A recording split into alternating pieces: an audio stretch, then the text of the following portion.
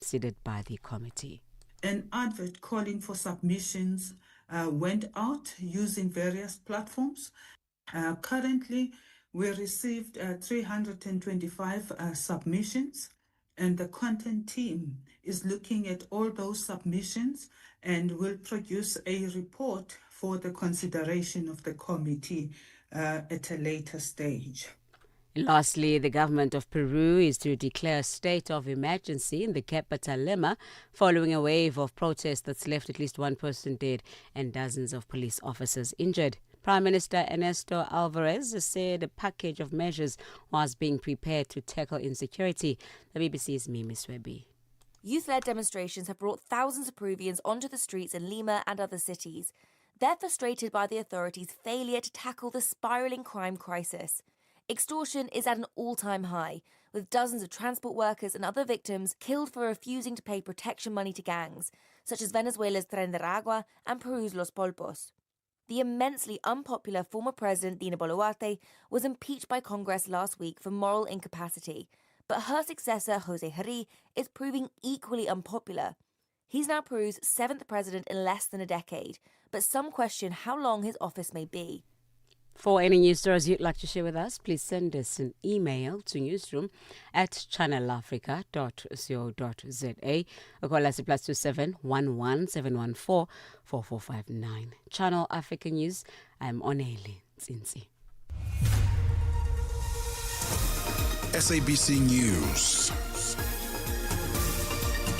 The African Perspective.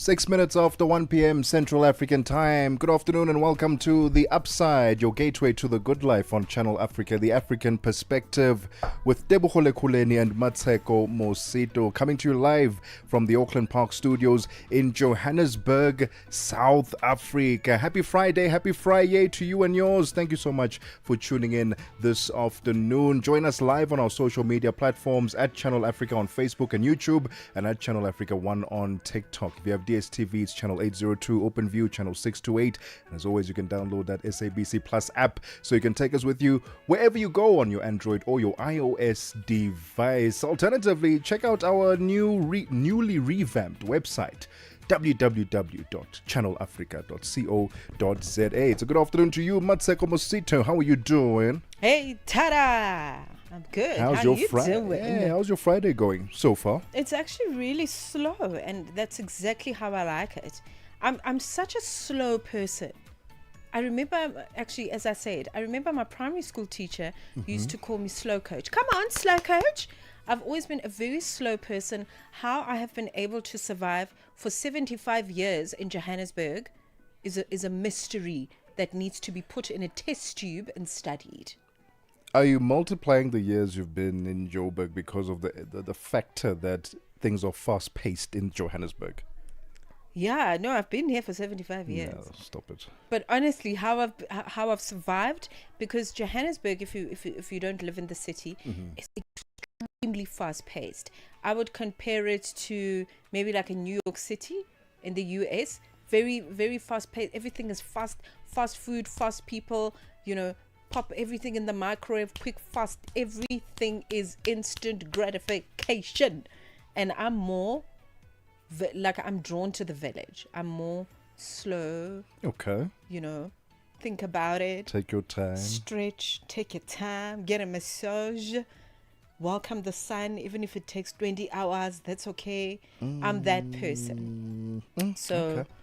All Anyway, right. but Yeah, here we are. Happy Friday. Well, you're manifesting it anyway because that's the kind of life that you want, that you're building towards, isn't it? The farm life, having a farm, living on a, what do you call those? Farmhouse. Listen, Farmhouse. I'm actually already there. I'm already there. yeah. But we're just waiting for the body to physically be there. You know what I mean? But yes, welcome to the Upside. A pleasure to have you join us for the Friday edition. As per, it gets quite musical on the Yes. show on a Friday, which is always welcome as we introduce you to brand new albums. Like this is, if you want to hear anything breaking news, and breaking new album releases, very good at that. And today we've got one artist who's also going to be coming in to share his musical journey with us. Absolutely. With origins from Zimbabwe and Mozambique, we'll be joined by a musician, guitarist, and songwriter, Silent Ngo. And then later on, we've got Cisco de Soul, who will be giving us our DJ mix this afternoon. And then a conversation for the modern parents on raising the next generation. And if that conversation happens, I think it's an interesting one with Mmatsheko Kutle. She's currently on Scandal, right, on ETV. Is she still on Scandal? I don't know if she is.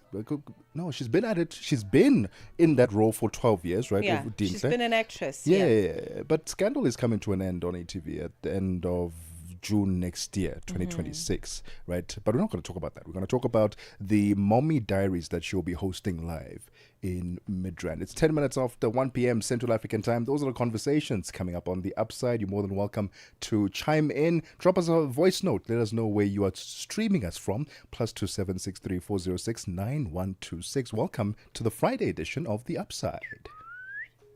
Ukatili wa kijinsia unaharibu maisha na kutenga jamii. Hutokea nyumbani, shuleni, kazini na mara nyingi kwa ukimya. Lakini hauwezi kuendelea. Ukiona, ongea.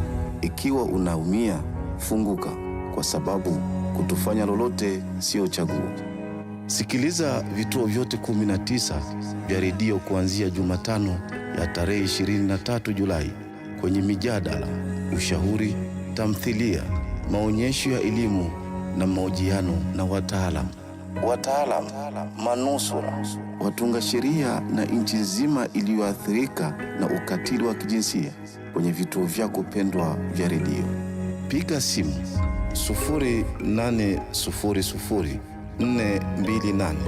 428 ili kuripoti unyanyasaji au kupata msaada. GBV ikomeshwe na wewe. Ujumbe huu umeletwa kwenu na shirika la SABC. Broadcasting in 5 different languages, connecting the continent. This is Channel Africa, the African perspective. The Upside, 1 to 4 p.m. Central African time. With Tebogo Lekhuleni and Mosito. Only on Channel Africa, the African perspective.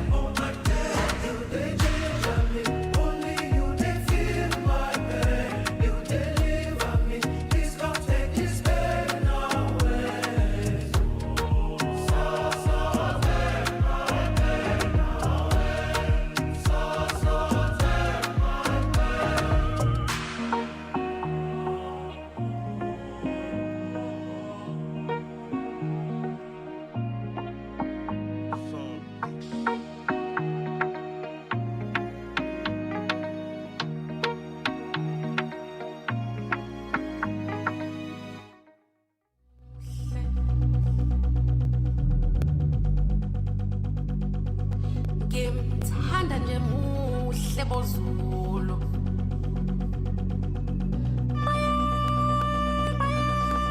maye babo ngimthanda nje muhle bozulu ngimthanda nje muhle. We take no sides, none whatsoever. It's all the upside.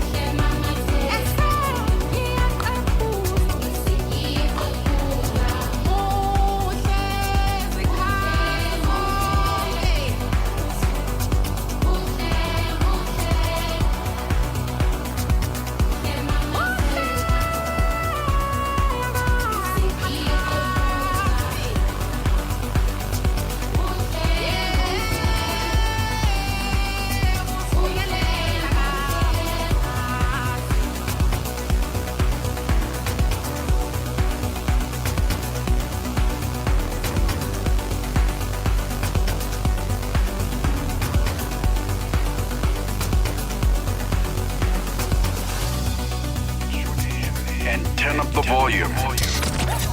This is Channel Africa.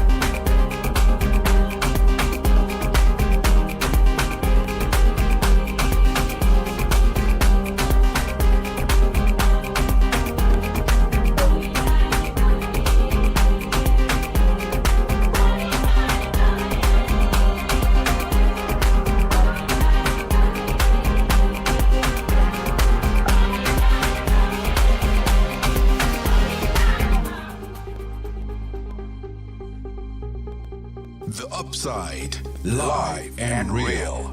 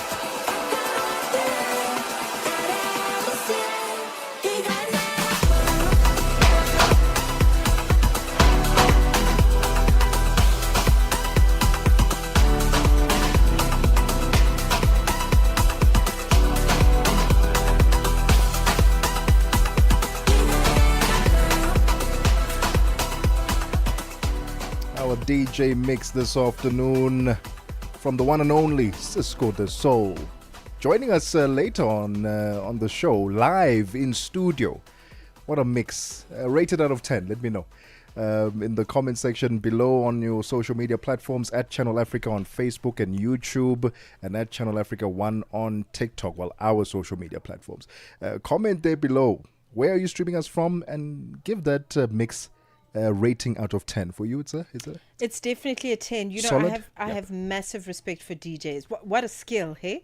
What a skill to know your music this well, and to also just know the beats per minute, and then to do your thing like that. Took us on a journey. I'm so impressed. Took us on a journey. It's a 10 from me as well. It's 30 minutes after 1 p.m. Central African Time. Musibudi Makura is standing by with the latest in sport. Sports on Channel Africa. The African Perspective. Thank you so much, Tebogo. Very good afternoon from the sports desk. So, Mamelodi Sundowns utility player Tapelo Morena says the team's expecting a hostile atmosphere when they face off with the Nigerian side Remo Stars, who have announced free entry for supporters ahead of Sunday's CAF Champions League encounter. So, the Brazilians return to continental action for the very first time since losing to the final to Pyramids FC over 2 legs in June of this year. Morena believes Remo Stars' decision to open the gates reflects their determination to also make their home ground advantage count, especially after having extra time to prepare during the FIFA break. I think they want the upper hand. Obviously, if you give your team two games, you postpone your 2 games leading to a game like this. It shows the magnitude of the game, and also giving free entrance. You want the supporters to push the team. So with us, we go in there to do business, and the business that we know is gonna be in the field, and we definitely sure that we will do our level best. Now, Stars suffered a 3-1 defeat in their previous domestic league encounter against Castina United, but Morena says this will have no bearing on their CAF Champions League preliminary round match. Because playing with let me say, getting a game like this, it's also a booster for players. So they're gonna forget what happened before. They're gonna focus on what's gonna be happening. But for us, it's a bonus that we know we can look into the game and see where we can utilize and see their weaknesses. Well, following Bafana Bafana's points deduction, former Yanga as well as Simba's SC CEO Senzo Mbata has urged African federations to improve oversight when appointing key officials.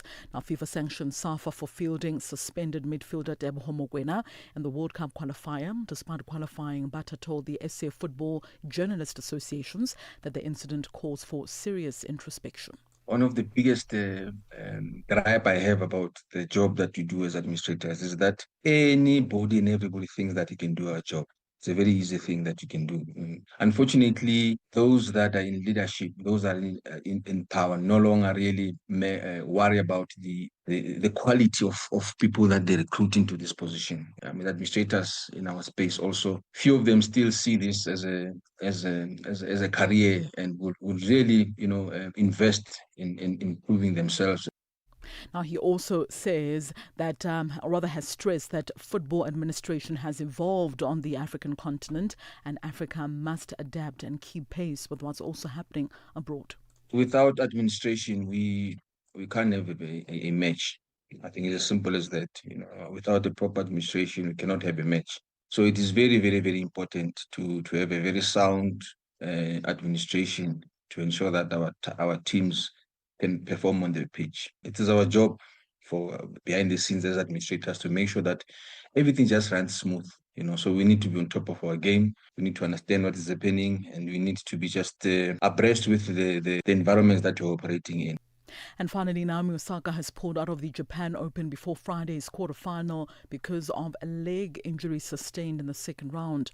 The former world number 1 held back tears as well as needed painkillers to come through a 3-set last 16 win over the defending champions Suzanne Lamens on Wednesday.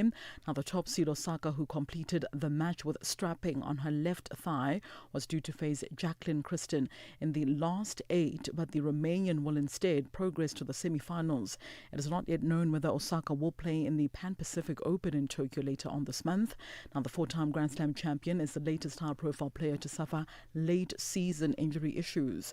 In September, Iga Swiatek complained that the season is just too long and very intense following a string of injuries among players at the China Open. Now, the British number 1 Emma Raducanu meanwhile called time on her season on Thursday after retiring from her 2 previous matches with an illness. And that concludes your sports news this hour. For any sports stories you'd like to share with us, our email address is newsroom@channelafrica.co.za or call us on +27 11714 4459. For Channel Africa Sport, I am Musibudi Makura. Sports on Channel Africa.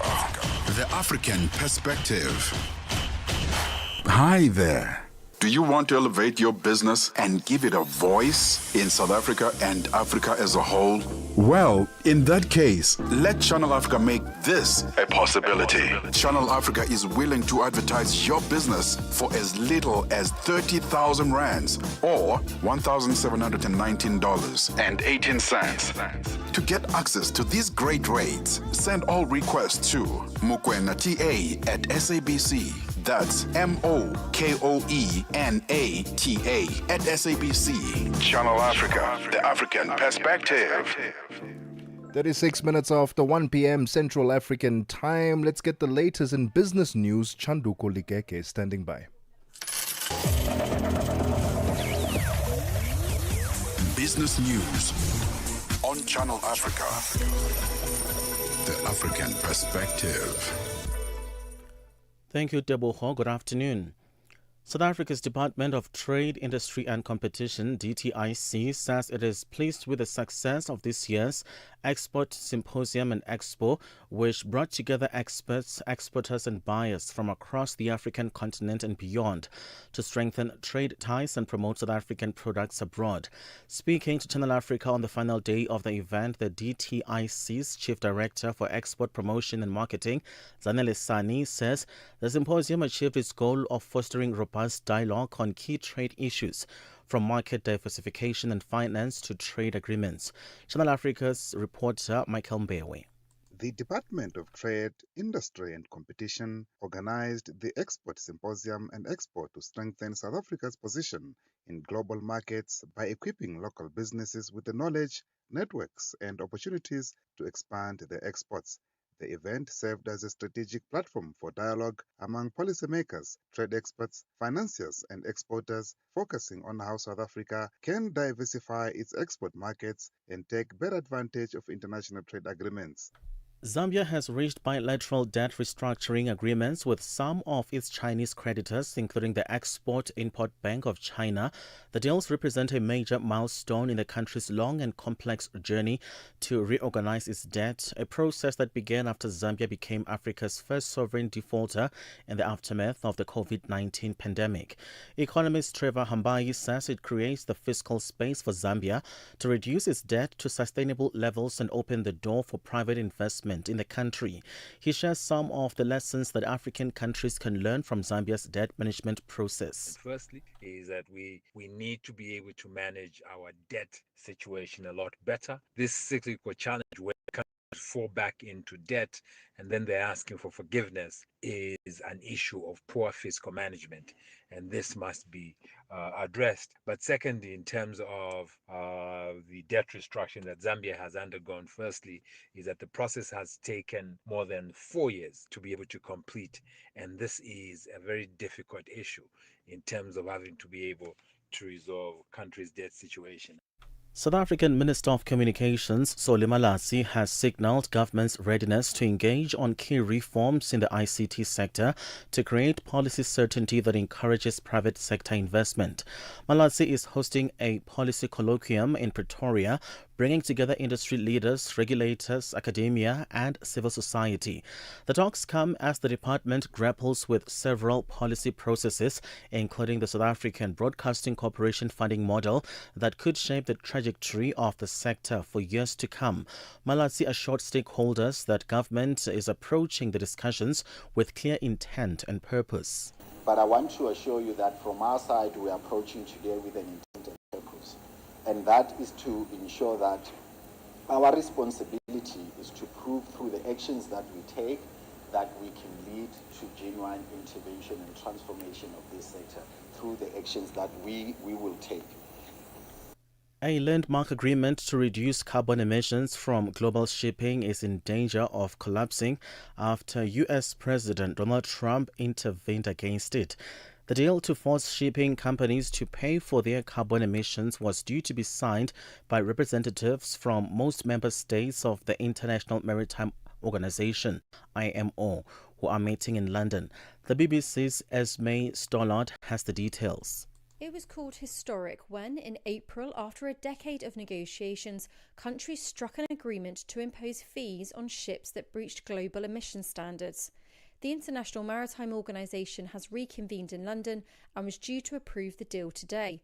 But last night, President Trump said on Truth Social the US wouldn't support the creation of what he called a green new scam bureaucracy and ordered countries to vote no. Brazil has been leading an attempt to push back alongside the UK and EU, but delegates appear split. The US and India have held productive trade talks, and Indian refiners are already cutting Russian oil imports by 50%. However, Indian sources say the cut is not visible yet, though it could be reflected in import numbers for December or January.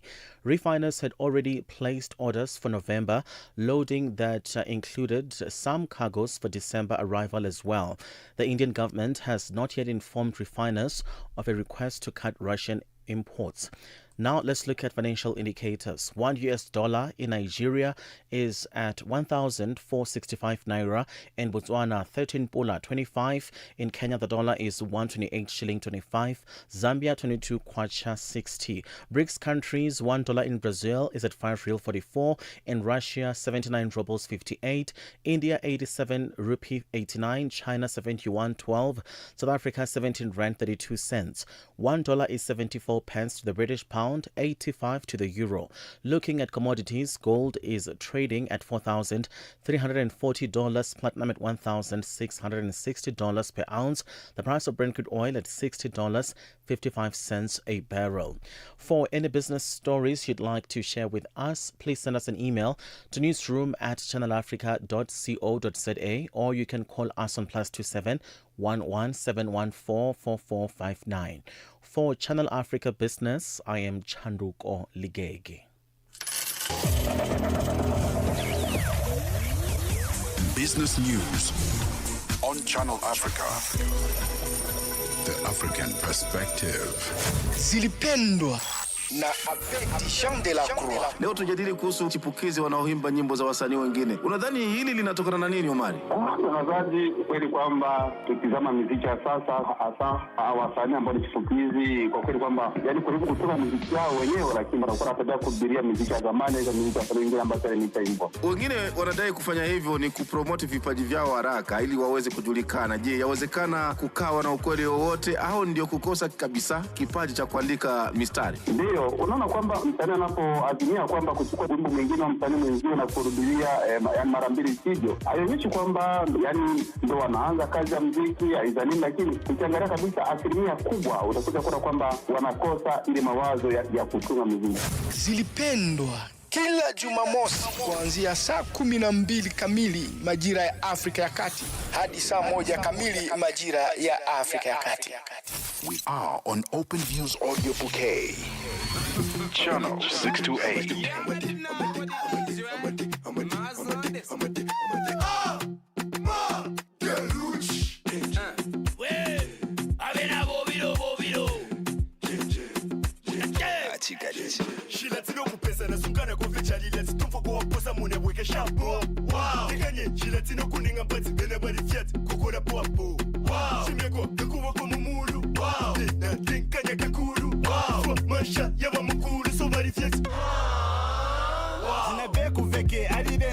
Shop na mpera chicken potanga. Friends of us ama badges bariyerera taoke ala kupanga. Au mena yu mulibanga. Just you me then na manzanga. Chidunku fena isabala ngefu bamba ma. Amate na wamatekano tuseme chalilo ex chamu papu shefe chalila. Alembwena mwapo bati tomu shalila. Banga wambona vifu badila. Kia wana yawa chukulile. Kulila nkodi kulilai. Nje chalo chalila tiba shemu.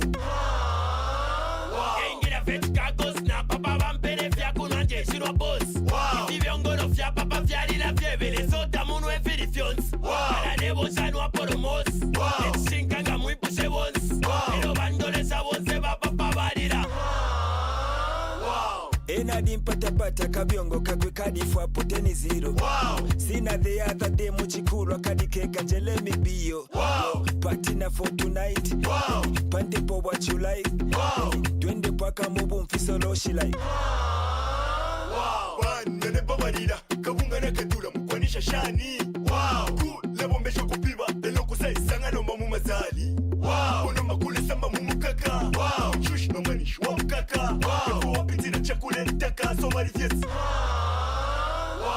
19 pen left kondo na riku Singapore na wedela fe mangwengwe. Wow. Batsiranda potsungu na bebera teti chai wants to wee wee. Hey mini na go for place do. Wow. One say come page do. Wow. Mwana kwa tikia pe uliko let me hear some.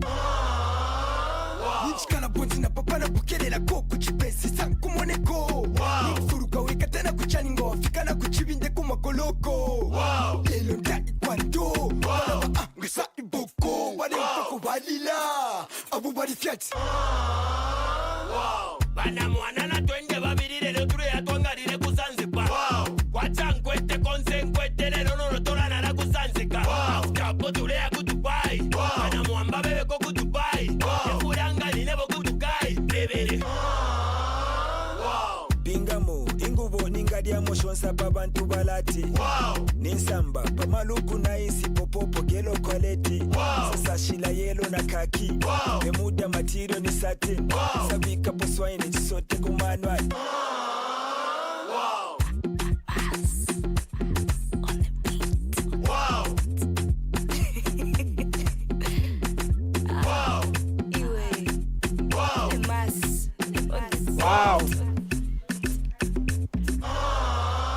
Wow. Yes. I don't know why. No, not yes. Wow. Oh my goodness. I don't know why. I can't teach you everything. Nomboiselo is hating on this song. She's like, why? Nomboiselo is our producer. She's like, why are you bobbing your head to the song? No, don't. It's a wow song. Did you hear that? Everything about it was wow. Right? Oh man, what a jam. Yeah, that was Wow by Amaderouche and Chandana K featuring Chef 187. Add that one to your playlist now. Hope I'm you going to Spotify'd it. Yeah. I'm actually going to. Yeah, I don't know what Nomboiselo's probably like. That was a proper jam. And you know what I realized? It's actually the perfect, because I've got a soundtrack for everything. I've got shower music. I'm going to add it to my shower playlist. Your shower playlist? Yeah. This is the one. Okay. All right. I didn't think shower playlist. I was thinking more, go jogging playlist. For me, that would be my That would be my weightlifting playlist. The song. Definitely weightlifting. Lift some weights. 100%. Yeah. Wow. Every time you get, I'm struggling. After each rep, wow. Wow. Wow. 12 minutes before 2 p.m. Central African time. Let's take a quick breather. When we get back, it's time for Vent O'Clock. In this episode of Channel Africa Conversations, Peter talks to Dr. Tulisile Buddha, an academic, author, and an expert in indigenous knowledge systems. Join us for a compelling discussion on preserving African languages and traditions in the digital era.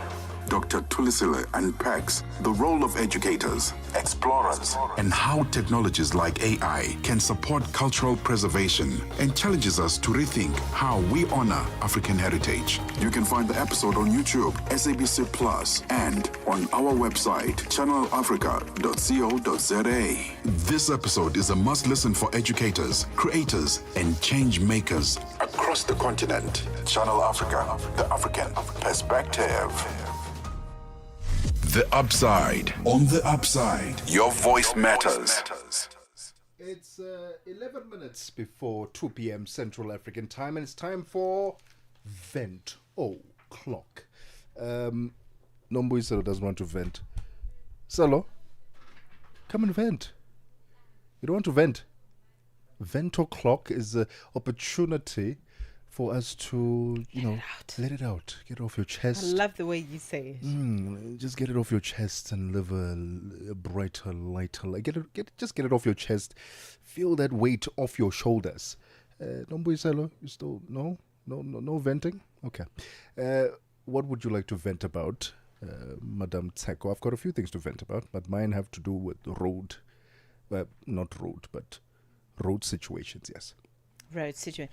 I don't know if mine's it fits the vent mold, but it's just something I'm seeing. I mean, obviously there's a big space for people in the legal field have been talking about it. There are many sort of popular case studies that have come up that have kind of spurred the conversation around doing. I think the word would be just do your due diligence when you get into a serious relationship. in terms of, because look, we don't get into it for the foreseeable future. You get into it because you want forever. But sometimes forever's not possible. For whatever reason, people grow apart, or they move countries, or they find somebody else, or whatever the case is, or families don't get along, or challenges are irreconcilable. There are many, many different reasons why long-term relationships that you hoped would be forever are not forever. Or sometimes there's an interference. You had a ring on your finger, and then somebody else sweeps in and makes a promise, and things happen. This is life. We're dealing with human beings.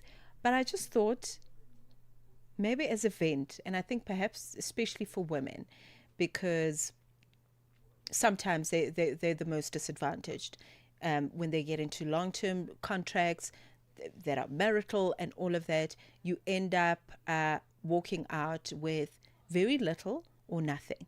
So just do your research, because marriage, at the end of the day, by the looks of things, me looking from the outside looking in, really just looks heavy. It looks like, this is a contract. It's a business contract.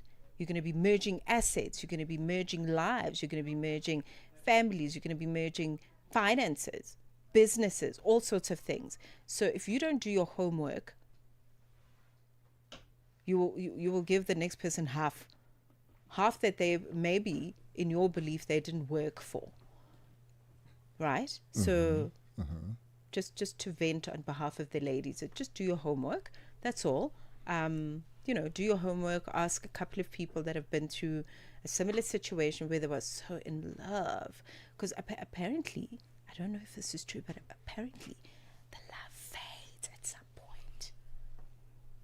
Like it goes away at some point. It's not sustainable. When you're in your 50s and 60s, it's a little bit different. So what do we do then? When we have responsibilities? Is the person, because also if you've married somebody that's got other great traits, are they kind? Are they going to look after your family in your absence? Are they nurturing? Are they thoughtful? Things like that matter when it's not and giddy and about looks anymore. When it's no longer about that, what is left? What is left? So just do your homework. And I think the people that are on the social media platforms, the experts that are warning people, it's not because they're jealous of you because you're so pretty and you found a handsome guy. I don't think they care about that, but they really do care about the legalities around this. In South Africa, the last time I spoke to a lawyer friend, they were telling me that 60% of marriages in South Africa alone don't make it. They just don't make it. And these people were so in love. They were so in love. Do you know what I mean? So let's do our homework. I'm done for the day. How does one do their homework? That's a very, because when you said it, I was like, do your due diligence. How does one do that? It's very easy to get in, but it's very difficult to get out. You've got to know this person's core, the essence of the human being. What do they stand for? What are their religious beliefs? When do they change their minds? When do they not?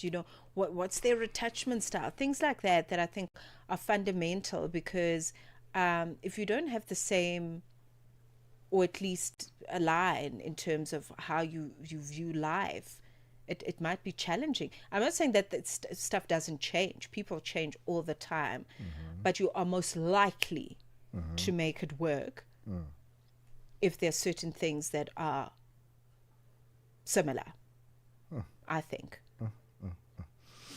I'm not an expert, but I'm just using my view. Everyone's got a different perspective. We don't all view, life will never make sense to us the same way. But my view is that if there are certain core principles that are aligned between two people that have got nothing to do with the outside world necessarily, but the two of you are in agreement about how you're going to raise children? How are you going to... Do you believe in going to church? What do you believe in? This one likes to live in fancy buildings in the city. This one wants to live in a hut. This one wants to travel the world. This one doesn't want to do that. You know, things like that. So I don't know. Just whatever homework looks like for you, please go ahead and do it. Thank you. It's a tough one. Because it's a tough one because sometimes you think you know what you want, and then you get exactly what you asked for and realize that's not what you want. There are some people who end up in situations like that. For the longest time, they thought this is the relationship I want, this is how I want to raise my kid, and so on and so on. And then you get into it, you're like, did I actually want that for myself, or is this because I saw other people do it and that was imposed onto me and I thought that's me? That's what I want. Yeah, whatever homework looks like. Going to therapy could be part of homework. You know, speaking to a lawyer could be homework. 100%. A combination of things. And you know, there's some people who only show you their true colors after a period of time. For quite some time, you're on the same page, and it seems like, hey, perfect. Then all of a sudden, one day they wake up and they're like, not for me. And it happens. It may happen after a couple of years, after you've gotten married, after you have kids. True. There's a famous couple that just broke up after about 30 years of marriage, and I saw them. I was like, oh, that's pretty cool. And then they broke up after 30 years of marriage. Now, recently, there's been many couples, 30 years together. All of a sudden, boom, done. So it's a tough one. How do you do your due diligence with that? It's a tough one. Yeah. It is a tough one. You do your homework, whatever that looks like for you. And also, I think this homework and due diligence work has to be on an ongoing basis. And I think that's why people do like vow renewals, because they've done their homework. Every 5 years they do their homework. And maybe the legal fraternity needs to look into that. You know, marriage contracts that are open for renewal, because sometimes it really doesn't work out for a variety of different reasons that are sometimes outside the couple's desire. You know, so okay. Interesting. All right, do your due diligence. That's Mmatsheko's vent this afternoon. I want to vent about, you know, when you're driving and you allow a pedestrian to have right of way and to cross the road, and you stop there and you allow them to cross the road, either because you realize that there's quite a bit of traffic behind you and they're not going to get a chance. You can see that they're trying to cross the road and there's no opportunity to do that safely. So you stop and you let them cross. Pedestrians need to move quickly. I don't understand this thing of them not even strolling. They're modeling. Slow walking on their phone. They can tell that there's a whole situation behind and they catwalk. And they just that's the one. They're catwalking and they're on their phone. They couldn't care less about what's happening. Please, as a pedestrian, do your part. They stopped there, allowed you to pass. Walk quickly. Don't walk slowly. Walk quickly. And then road rage. I know Nombuyiselo wanted to touch on road rage. Sort of people. She wanted to talk about something else, about people forcing themselves to overtake you or whatever the case may be. I realized this week I was driving with, and listen, I'll say it. I was driving with an Afrikaans young lady, and the amount of road rage I experienced sitting in that car with her is hilarious. Almost every second she was screaming at someone, because they're either driving too slow or they're not at a stop, at a four-way stop. The one is not going in when they're supposed to go in. Where did you get your license? She was screaming. And I was like, you know what? I also have road rage. But mine is not like that. Like, mine is sort of like, oh, what an imbecile that man is. Or whatever the case may be. She was screaming at these people and using some pretty vulgar language. And I realized that, road rage really is a thing, and it can ruin your day, but also to carry that kind of a kind of angst and anger within you. That's not healthy at all. Anyway, it's 2 p.m. Central African time. Stop with the road rage, breathe, count to 10 or something. Let's get the latest news. Onelin Tsintsi is standing by. SABC News. The African Perspective. Thank you, Tebogo. Looking at your top stories, Madagascar's Colonel Michael Randrianirina was sworn in as president, and thousands of mourners attend the state funeral of the former Prime Minister Raila Odinga. Your latest news. Greetings to our listeners. Madagascar's new military leader, Colonel Michael Randrianirina, has been sworn in as the new president of Madagascar, days after a military takeover on the Indian Ocean nation. He swapped his fatigues for a suit and thanked the young people who took to the streets for weeks of protests that prompted President Andry Rajoelina to flee the country and led his impeachment. The ceremony took place at the Constitutional Court in the capital Antananarivo, where a large crowd gathered to watch. Thousands of mourners are attending the state funeral of the former Prime Minister Raila Odinga at a national stadium in the Kenyan capital, Nairobi. Security remains tight in and around the stadium, with police and military officers deployed to prevent a recurrence of the unrest witnessed yesterday during the body viewing ceremony. The presidents of Somalia and Ethiopia are amongst regional leaders attending the funeral service at the Nyayo National Stadium. Earlier, Odinga's body was taken to Parliament, where MPs and selected dignitaries viewed it. South African Police Minister Senzo Mchunu has told Parliament's ad hoc committee investigating allegations of political interference and corruption in the criminal justice system of the country that he did not have to consult the interministerial committee before disbanding the KwaZulu-Natal Provincial Political Killings Task Team. Mchunu, who is currently placed on special leave, is appearing before the committee in Parliament. A heated exchange between Mchunu and the evidence leader, senior counsel Norman Arendse, took place over the matter. Don't create an impression that I don't consult, even though I show evidence that Minister, I do consult. Sorry to interrupt. And we did have meetings. I didn't create any impression. I'm asked happy you with that. A question. I put something to you, and then I asked you a question. I put to you that there's no indication from you, either in writing or in your oral evidence, that you ever consulted, and you haven't, still in your response now, you haven't mentioned the interministerial committee. So that is what I put to you, and that's the question I'm asking you, and you're not answering the question whether or not you consulted with your colleagues in cabinet.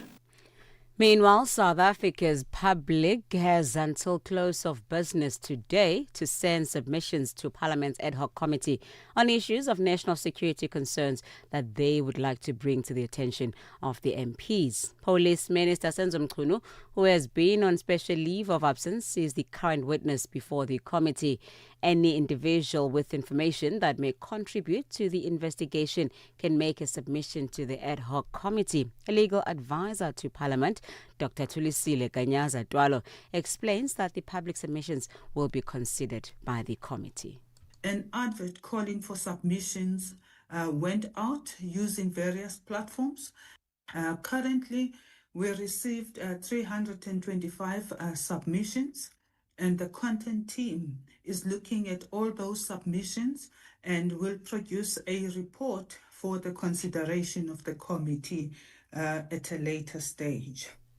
And lastly, U.S. President Donald Trump's former national security advisor, John Bolton, says he looks forward to defending himself after he was indicted on charges relating to the alleged mishandling of classified information. The BBC's Nomia Iqbal. John Bolton is an ally turned critic of President Trump. He even released a book about his time in the administration, saying he believed Mr. Trump would use the Department of Justice to enact a retribution presidency. In a damning statement following the indictment, Mr. Bolton hit out at the president, comparing his administration to the secret police of the Soviet dictator Joseph Stalin. He said he would defend himself and expose what he called Mr. Trump's abuse of power. Recapping on your top stories, Madagascar's Colonel Michael Radria has been sworn in as president. This comes after the military took power in the island nation this week, fueled by youth-led protests that forced Andre Rajoelina to flee. Channel Africa News, I am Onele Nzinzi. SABC News. The African Perspective.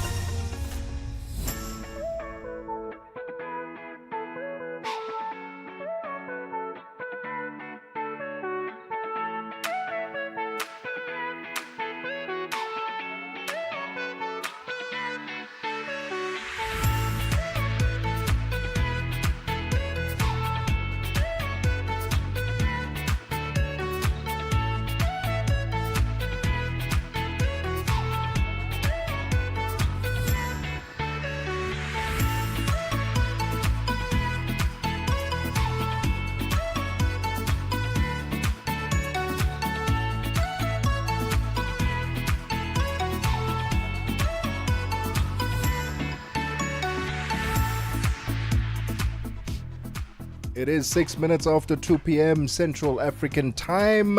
The second hour, the golden hour of The Upside. Thank you so much for tuning in this afternoon. Your gateway to the good life on Channel Africa, the African Perspective with Tebogo, Lekhuleni and Mmatsheko Mosito. Happy Friday. Happy Friday.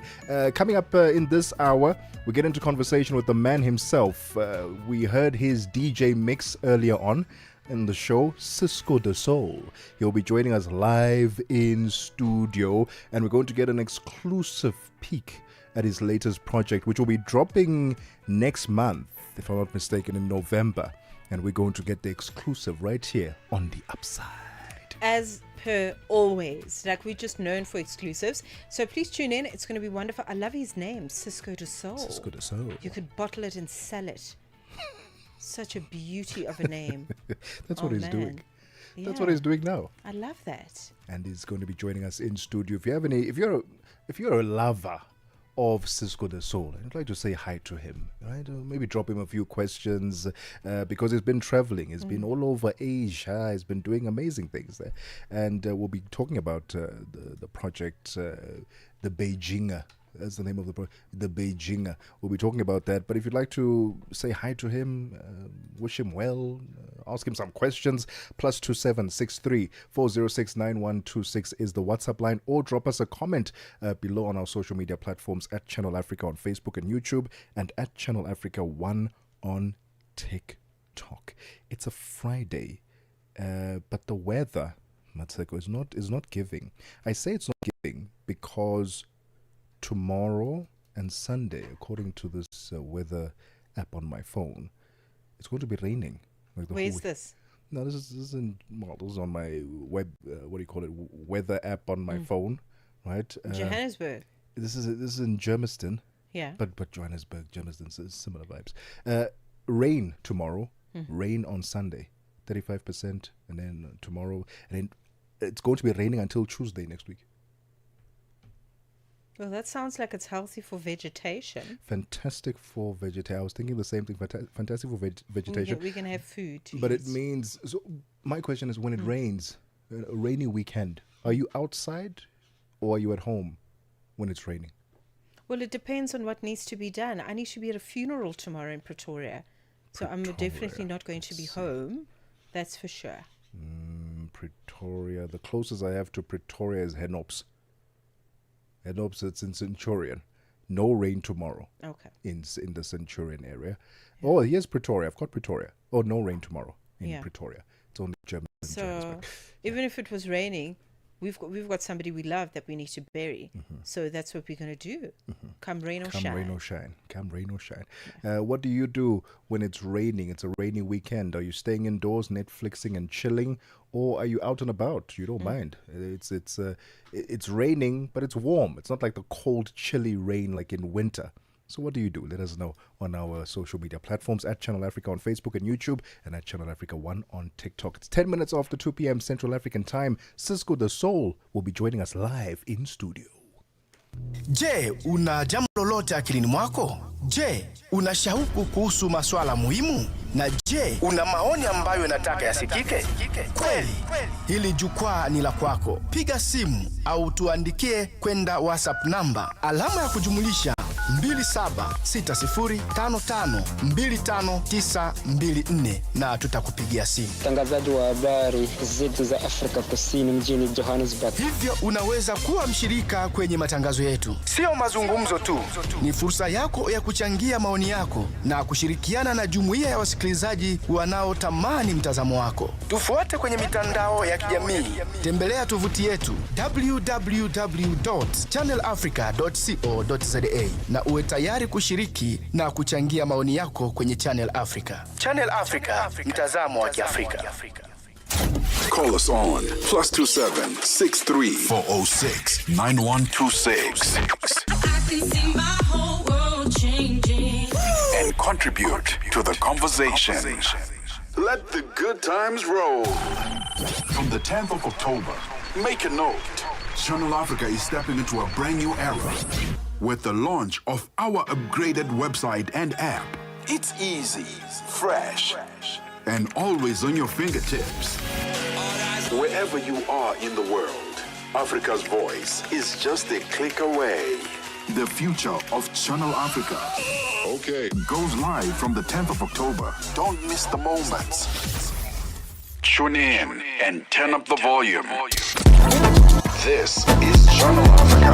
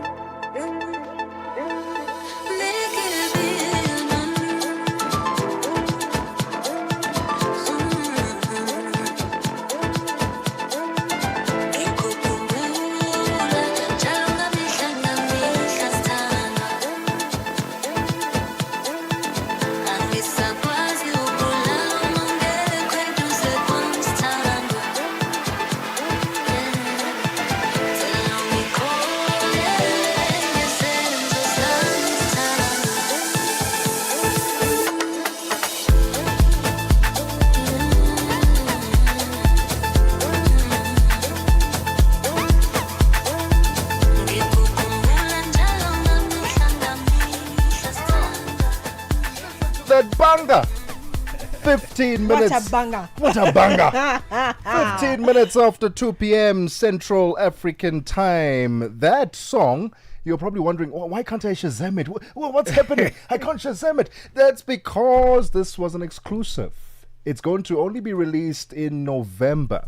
The song's name is titled Mihla, and that is by Cisco the Soul featuring No Lee. What a banger!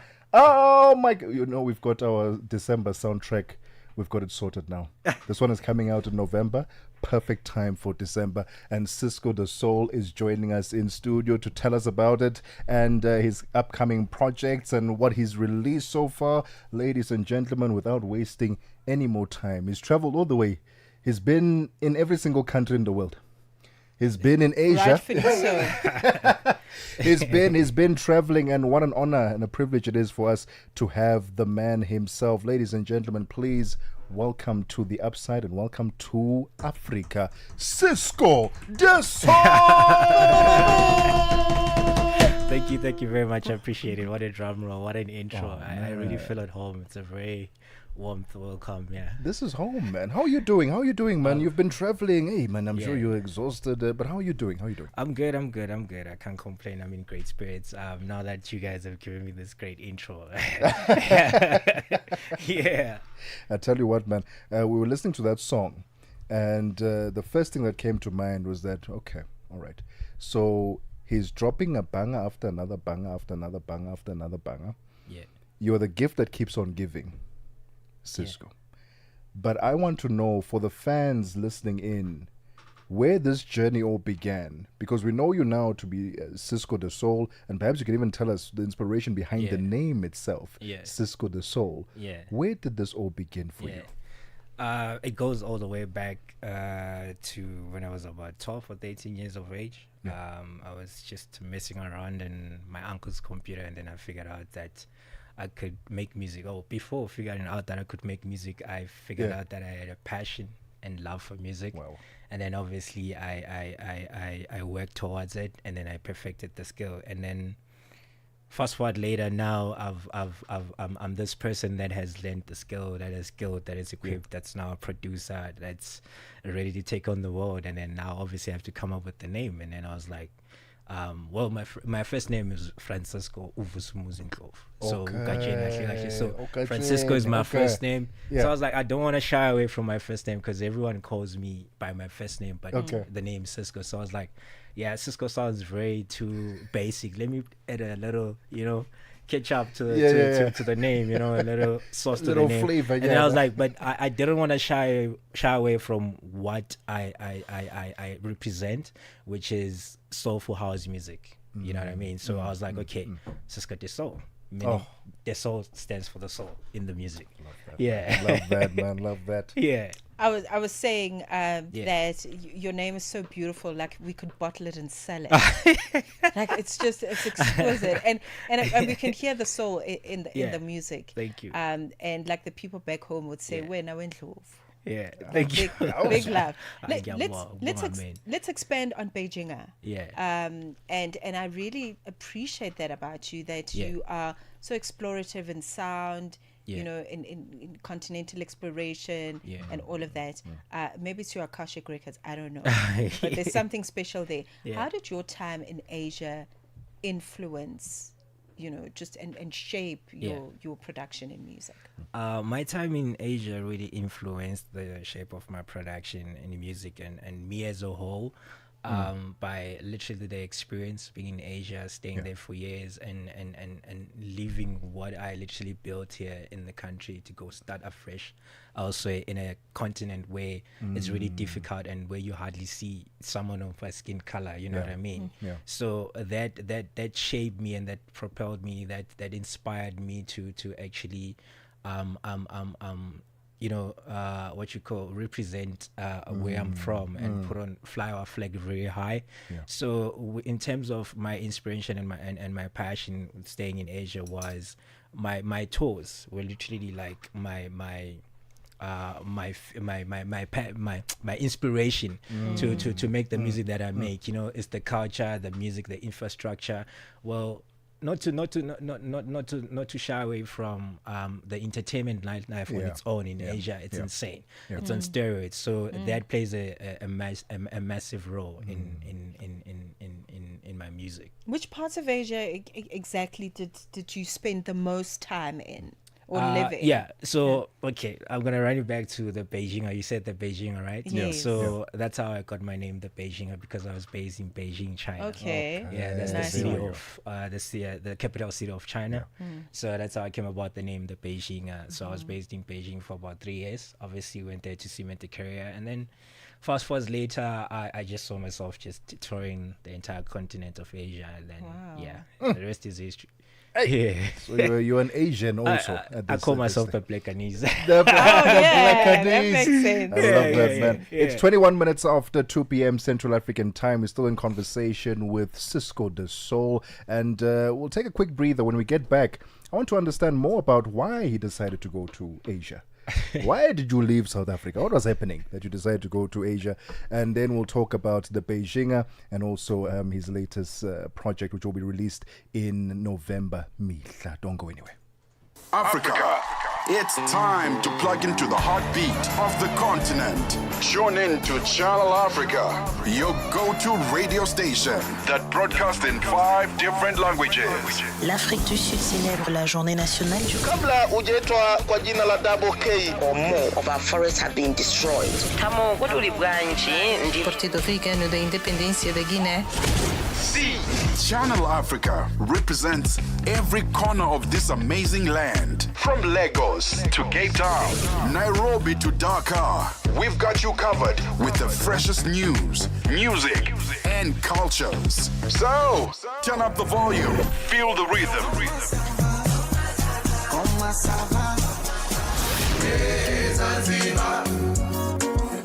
And join the conversation. Channel Africa, the African perspective. Your afternoons just got even better, fresh and exciting. The Upside, hooking you up with today's news from an African perspective. 23 minutes after 2 p.m. Central African time, from Johannesburg to Beijing, Afro House is finding new expression through the bold, borderless beats of Cisco de Soul, the man in studio right now. A genre-pushing producer known globally as the Beijinger, and that's what we're talking about this afternoon, with chart-topping hits, 1 million+ streams, and international collaborations that bridge Africa, Asia, and Europe. And Cisco has carved out a unique soundscape that's spiritual, high energy, and unmistakably Afro. Now, with the world tour on the horizon and fans from Pretoria to Berlin tuned into his frequencies, Cisco de Soul is here to tell us a bit more about his journey. And I wanted to find out why he left South Africa to go to Asia and restart there. What was happening in South Africa that made you say, you know what, I'm not breaking through as I would like, and perhaps a refresh is what I need, and Asia is the place I want to do it at? Yeah. Why? It's pretty much simple, man. I was going through a time where I felt like my music was more it had a niche, right? And I was looking for a certain attention for my music. At that time, I felt like the country was looking at a certain direction in terms of music-wise. And I was like, you know what? Let me just take a short left and then I'll come back, right? Let me just go put on a heavyweight, then I'll be back. Maybe that way I can get to, like, you know what I mean, infiltrate and sort of like have an influence as to how to get the country to direct back into my music. So that was it. And then I jetted off. I went to Asia. I wanted to you know, get on the international heights, and I've always been this guy that's seen myself as a global artist from a young age. So I was like, this is it. It's now or never. If I don't, then who will? And when now? So I felt like it was a great time. So that was it. And I could have gone to Europe, but it was like, with Europe, the way artists that are from here in South Africa that are already established, that were already playing in the ground, but I'm a risk taker, and I like you. I like saying this, like the world is moving in a certain direction. I want to take a short left and then I'm going to meet everywhere at the finish line, right? So I was like, let me go Asia. And then I did a research. I was like, no one's ever done Asia. It's an untapped market. So I was like, let me do it. Because I was like, I know it's going to be very difficult. First of all, the language barrier. I don't even speak Mandarin at that time. I don't speak Chinese. So that's going to be difficult for me to maneuver the industry. But it's something I want to do because I feel like there's a gap. No one is actually servicing the market. That's what I did. And then I got there and I booked my flights. I never knew anyone, and then landed in Beijing. And then the following day, I started club hopping. And then I just met someone. I guess it was the right time at the right moment, and that person gave me an opportunity in the club. And then it was game over. There was a guy that was listening to my set. I was like, "Where you from?" I was like, "I'm from Africa." I was like, "What music is that?" I was like, "It's Afro House." I was like, "I know someone who's based in Hong Kong who's interested in this kind of talent. Can we meet? Can you take a flight out on Monday?" It was a Saturday night in a club. Can you and take Monday you were flying out? Yeah, Monday I was flying out to Hong Kong to sign a contract with an agency that's representing artists around Asia, and then the rest was history. Yeah. How about that?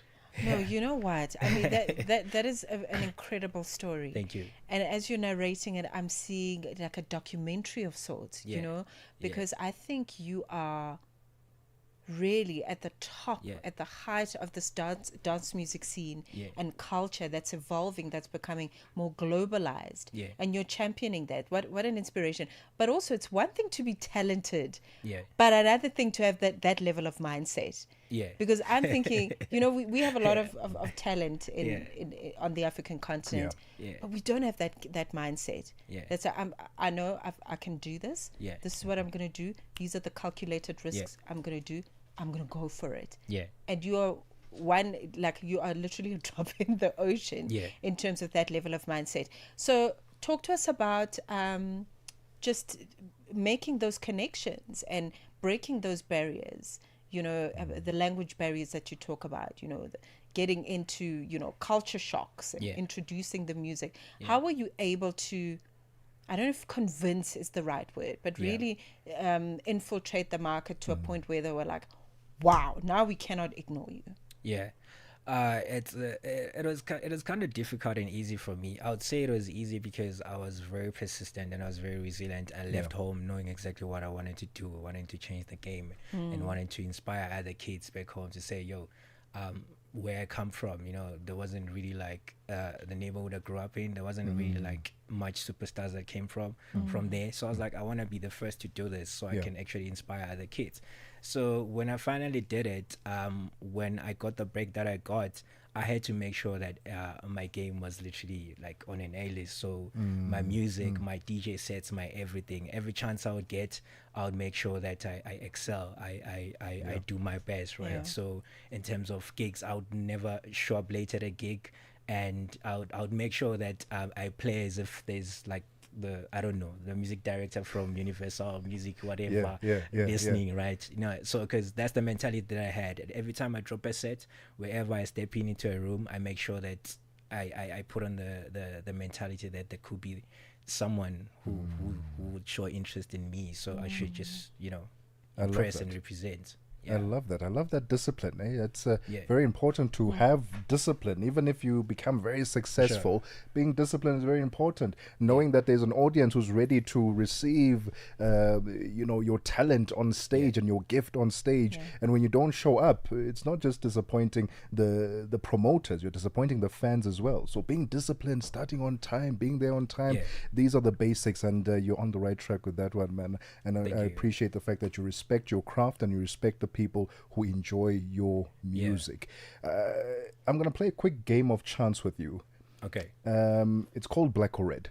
Okay. I've got a deck of cards, deck of cards, and all I'm going to ask you to do is tell me if you think it's black or red. All right. That's it. It's a very simple game. Oh, I'm not a magician. Yeah, you're not a magician. I'm not a fortune teller. Yeah, you don't have to be. You don't have to be. Listen, you've made lots of wise choices. I trust you. I believe in you. All right, Cisco, the soul. Black or red? I'll go with black because black is my favorite color. Go with it. Okay. Pick Mr. it up. Blackanese. Show us, Mr. Blackanese. Show us. Is it black? Oh, that's the red joker. That's the red joker. All right. It's 30 minutes after 2 p.m. Central African time. We'll continue our conversation with Cisco the Soul right after this because we still have to find out more about the Messiah. We need to find out more about where you are touring, what's next for you. So Cisco the Soul will still be hanging out with us in studio. It's 30 minutes after 2 p.m. Central African time. Let's get the latest in sports. Musibudi Makura is standing by. Sports on Channel Africa. The African Perspective. Thank you so much, Tebogo. Very good afternoon from the Sports Desk. We'll start with football news. So South African side, Mamelodi Sundowns utility player Tapelo Mokoena says the team is expecting a very hostile atmosphere when they face off with Nigerian side Remo Stars, who have announced a free entry for the supporters ahead of Sunday's CAF Champions League encounter. So the Brazilians return to continental action for the very first time since losing in the final to Pyramids FC over 2 legs in June of this year. Morena believes Remo Stars' decision to open the gates reflects their determination now to make sure that they do take advantage of playing at home, especially also after having extra time to prepare during the FIFA international break. I think they want the upper hand. Obviously, if you give your team two games, you postpone your 2 games leading to a game like this. It shows the magnitude of the game, and also giving free entrance. You want the supporters to push the team. So with us, we go in there to do business, and the business that we know is gonna be in the field, and we definitely sure that we will do our level best. By the way, Stars suffered a 3-1 defeat in their previous domestic league game against Castina United, but Morena says this will have no bearing on their CAF Champions League match against the Brazilians. Because playing with let me say, getting a game like this, it's also a booster for players. So they're gonna forget what happened before. They're gonna focus on what's gonna be happening. But for us, it's a bonus that we know we can look into the game and see where we can utilize and see their weaknesses. All right, so kickoff for this game is at 3 p.m. Central African time out in Nigeria. Onto this story now. Following Bafana Bafana's points deduction, former Yanga as well as Simba FC CEO Senzo Mbata has urged African federations to improve oversight when appointing key officials. Now, FIFA, that's the World Football Governing Body, sanctioned the South African Football Association for fielding the suspended midfielder Tebogo Mokoena in a World Cup qualifier in March of this year. So despite qualifying, Mbata told the South African Football Journalist Association that the incident calls for a serious introspection. One of the biggest gripe I have about the job that you do as administrators is that anybody and everybody thinks that he can do our job. It's a very easy thing that you can do. Unfortunately, those that are in leadership, those that are in power, no longer really worry about the quality of people that they recruit into this position. I mean, administrators in our space also, few of them still see this as a career and would really, invest in improving themselves. Mbata also stressed that football administration has evolved and Africa must adapt and keep pace with all the trends happening around the world. Without administration, we can't have a match. I think it's as simple as that. Without the proper administration, we cannot have a match. So it is very, very, very important to have a very sound administration to ensure that our teams can perform on the pitch. It is our job for behind the scenes as administrators to make sure that everything just runs smooth. So we need to be on top of our game. We need to understand what is happening, and we need to be just abreast with the environments that we're operating in. Right, so for now, we'll conclude with tennis news. Naomi Osaka has pulled out of the Japan Open before today's quarter-final because of a leg injury sustained in the second round of this year's tournament. So the former world number 1 held back tears and needed painkillers to come through a 3-set, last 16 win, defending a win over the defending champion Suzanne Lemens on Wednesday.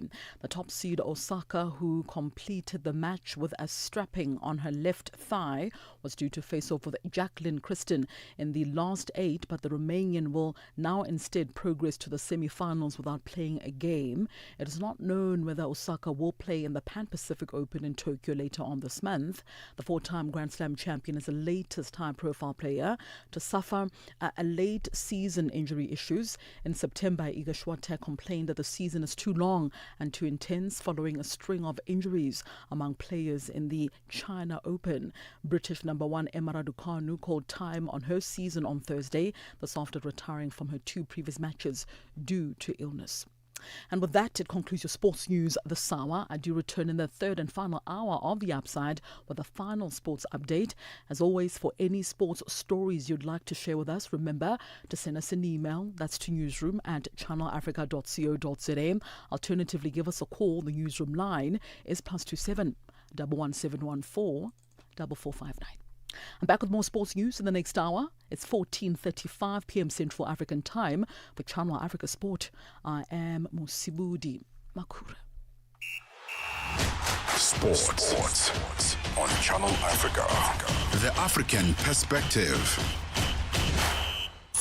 Africa in business on Channel Africa. The United States was very vocal at the beginning of South Africa's G20 presidency, and this is largely due to strained relations with South Africa at the time, that they were not really keen on participating. Where do they stand right now? The US is planning to take over the presidency of the G20 next year, and our understanding from them is that they intend to continue to do so, and therefore it is quite difficult then to be in a situation where you are not attending deputies' meetings or discussions during our presidency and then to take over the presidency next year. From a finance track perspective, there has been engagement. We've been working on a communique last week and this week here in Zimbabwe. What's important about that is that it's a consensus document. And so all the members in the room have to agree to the language that is used there. And our US colleagues have been part of those discussions and negotiations. Bringing the African markets into your home. Channel Africa, the African perspective.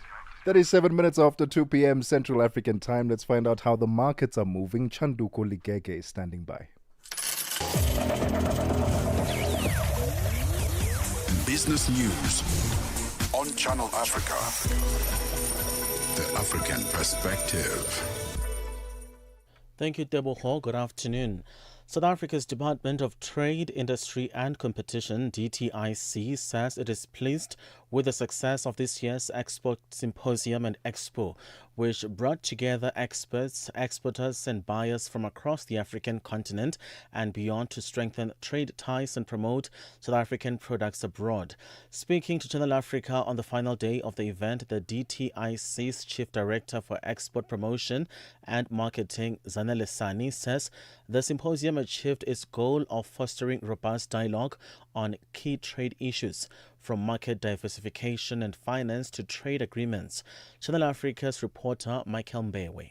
The Department of Trade, Industry and Competition organized the Symposium and Expo to strengthen South Africa's position in global markets by equipping local businesses with the knowledge, networks and opportunities to expand their exports.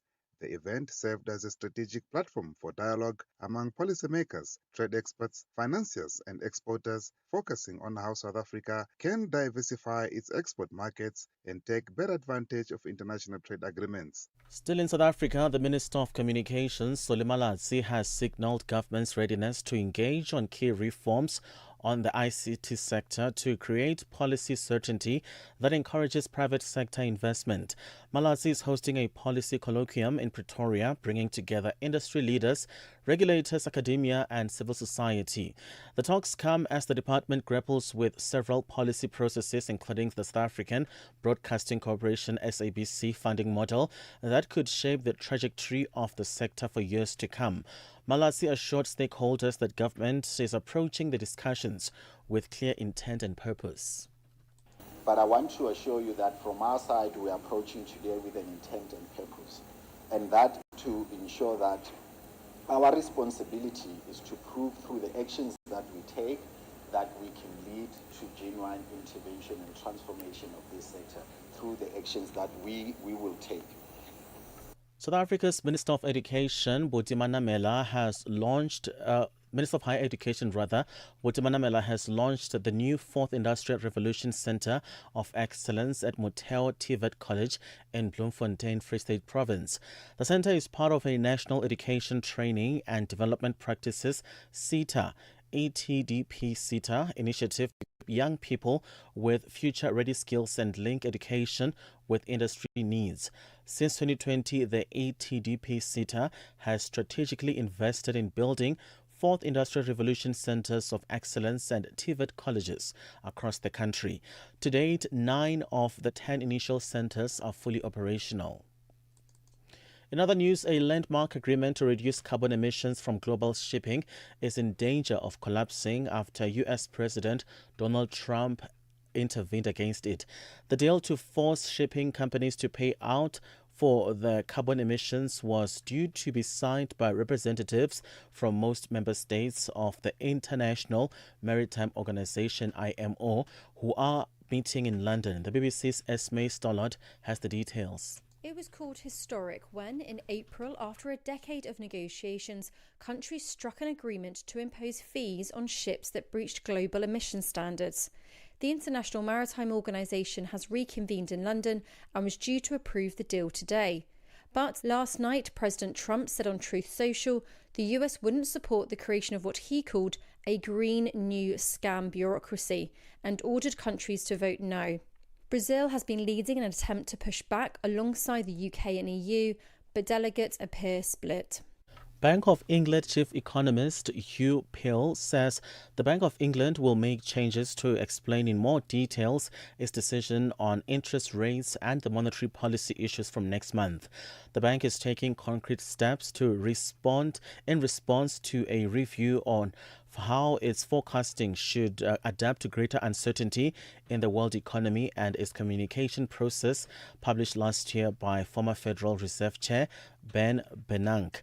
As a result, the Monetary Policy Committee will seek to explain the wider range of inputs used in discussions via the increased use of explanatory boxes and a new section on risks and scenarios in its quarterly monetary policy report.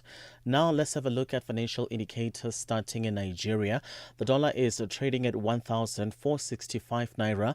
In Botswana, 13.25. Kenya, the dollar is 128 shilling 25, and in Zambia, 22 kwacha 60. BRICS countries, $1 in Brazil is trading at 5.44. In Russia, it's 79 rubles 58. India, 87 rupee 89. China, 71.12. South Africa is 17 rand 32 cents. Now the $1 is trading at 74 pence to the British pound and 85 to the euro. Let's have a look at commodities. Gold is trading at $4,310, platinum at $1,655 per ounce. The price of Brent crude oil at $60.87 a barrel. That is all for now. For any business stories you'd like to share with us, please send us an email to newsroom@channelafrica.co.za, or you can call us on +27 11 714 4459. For Channel Africa Business, I am Chanduko Ligege. Business news on Channel Africa. The African perspective. Let the Upside transport you from Cape to Cairo every weekday from 2 to 5 p.m. Central African Time. AUSISA, the Association of Water and Sanitation Institution of South Africa, is a platform uniting Africa's water professionals. This November, Africa leads the conversation on water and sanitation. Join global and African leaders at the AUSISA Africa and Global South Dialogue 2025 from the 9th till the 12th of November at the Emperor's Palace, Johannesburg. From policy innovation, this is where action meets collaboration for a water-secure future. Register today at ausisa-watersun-dialogue.org or follow at AUSISA on social media.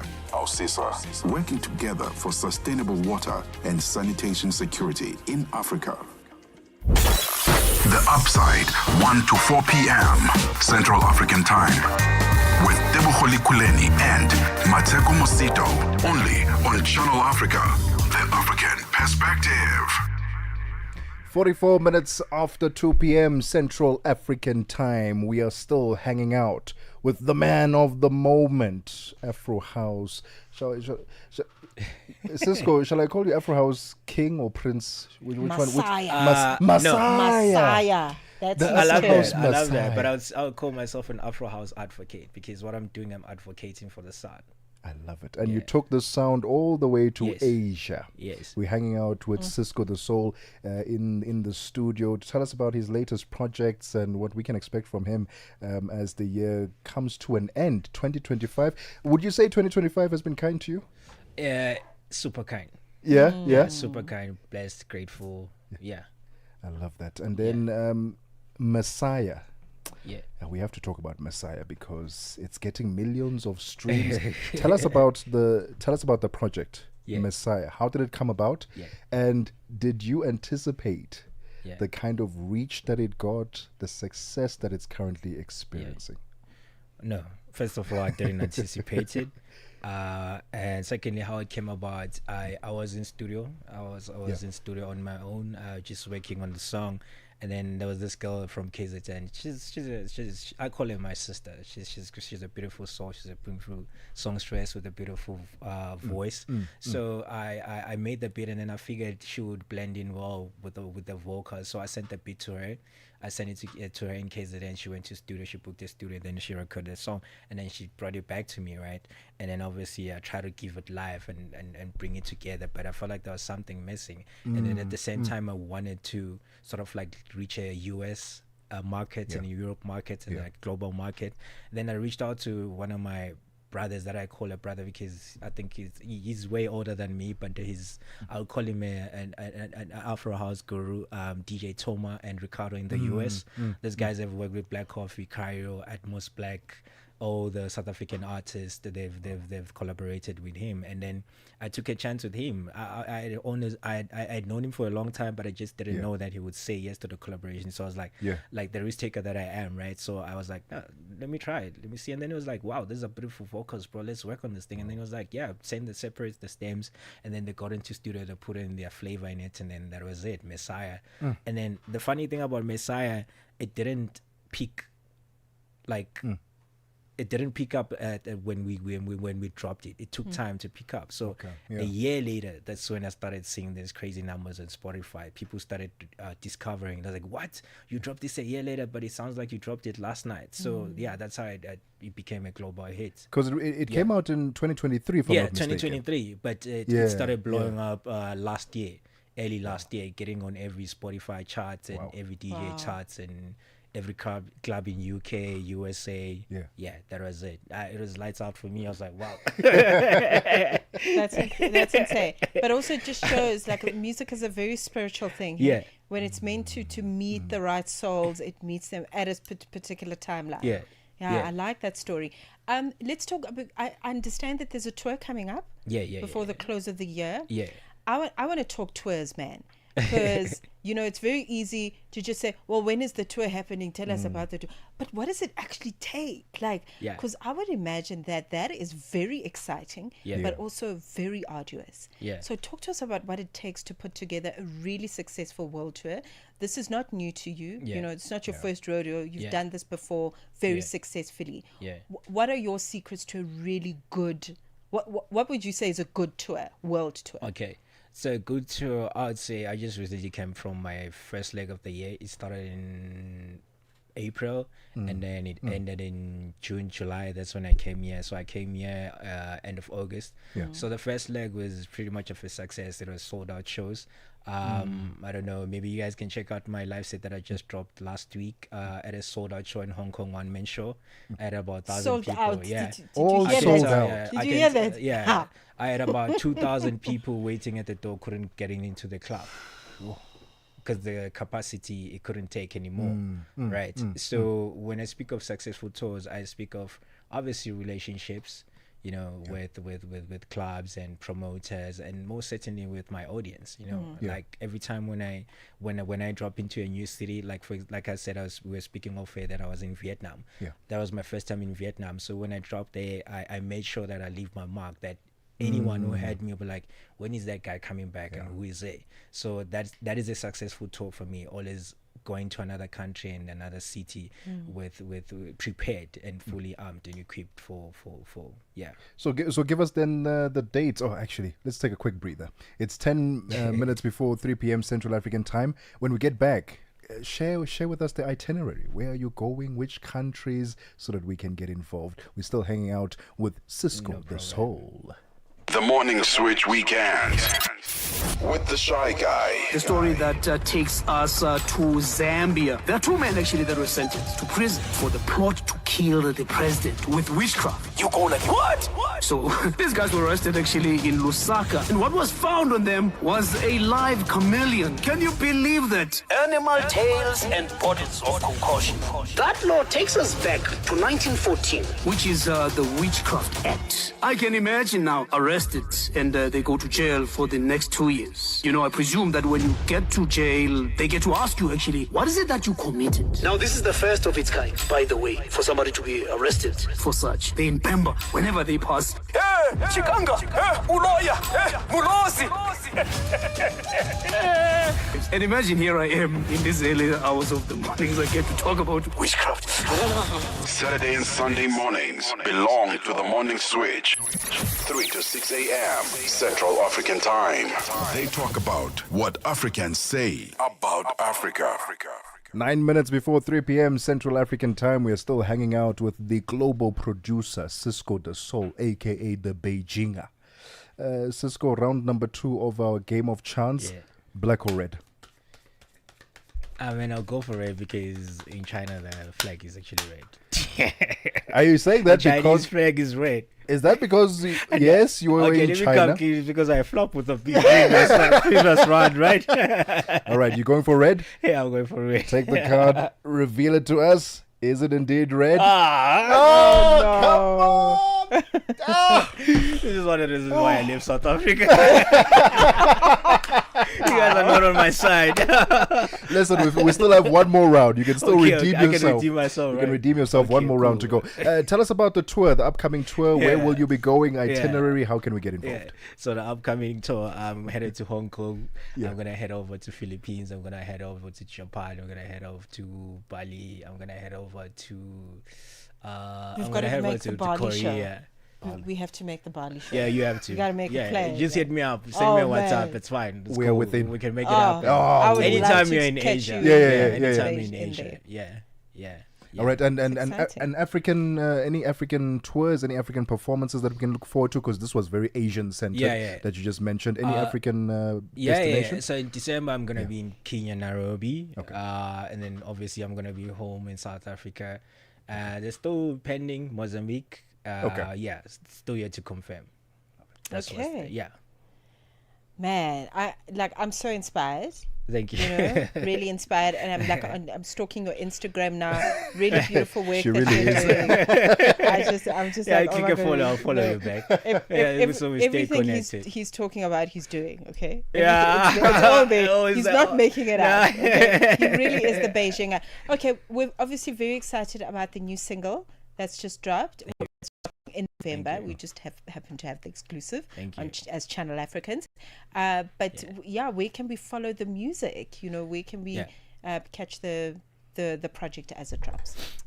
So that single was taken off my forthcoming EP, Cisco the Soul, titled Hanoi. Obviously, with the Hanoi experience, it was recorded and mastered and put together in Hanoi, Vietnam.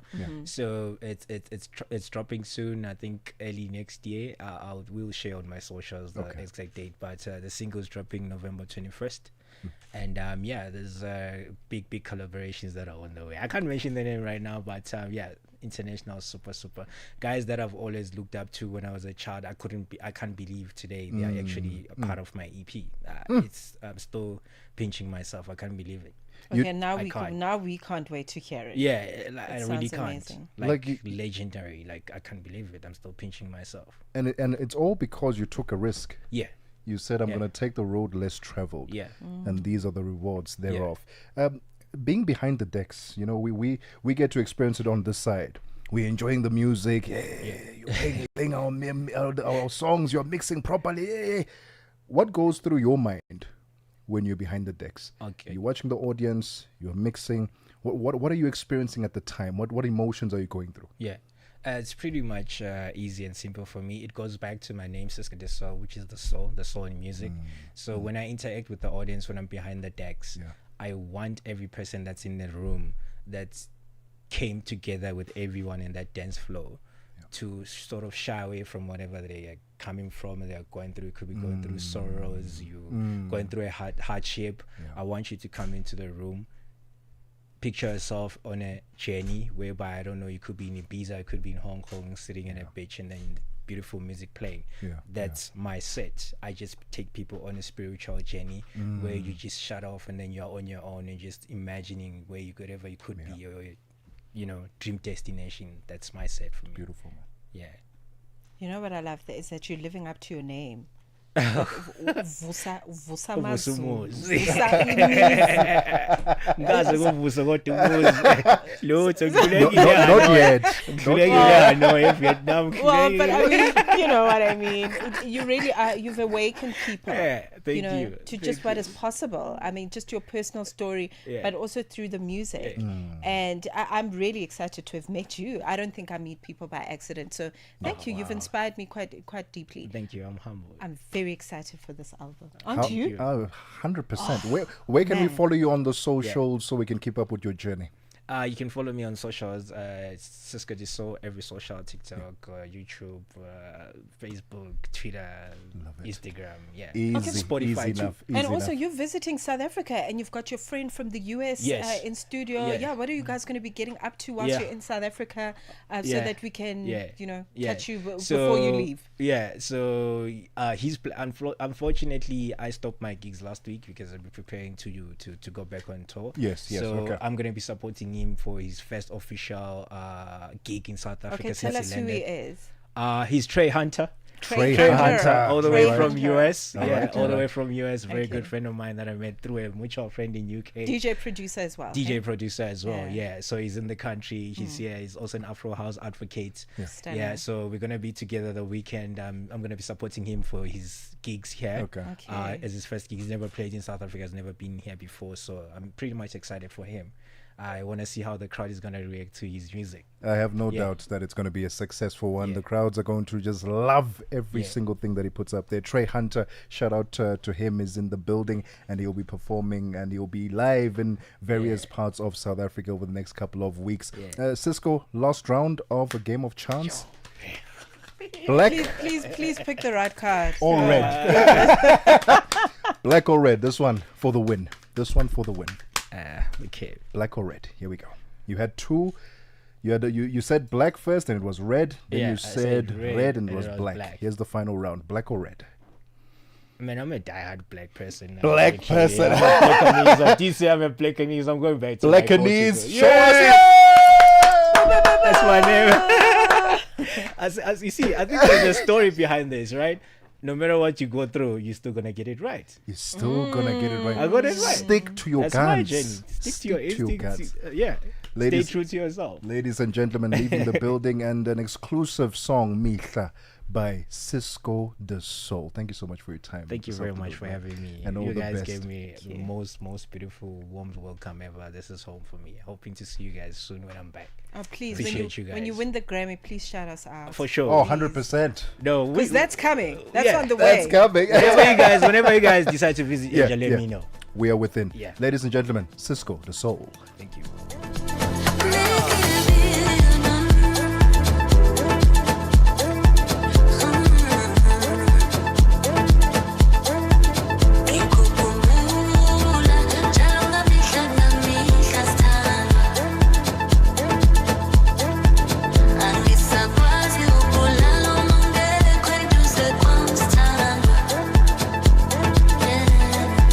Tell me, call it,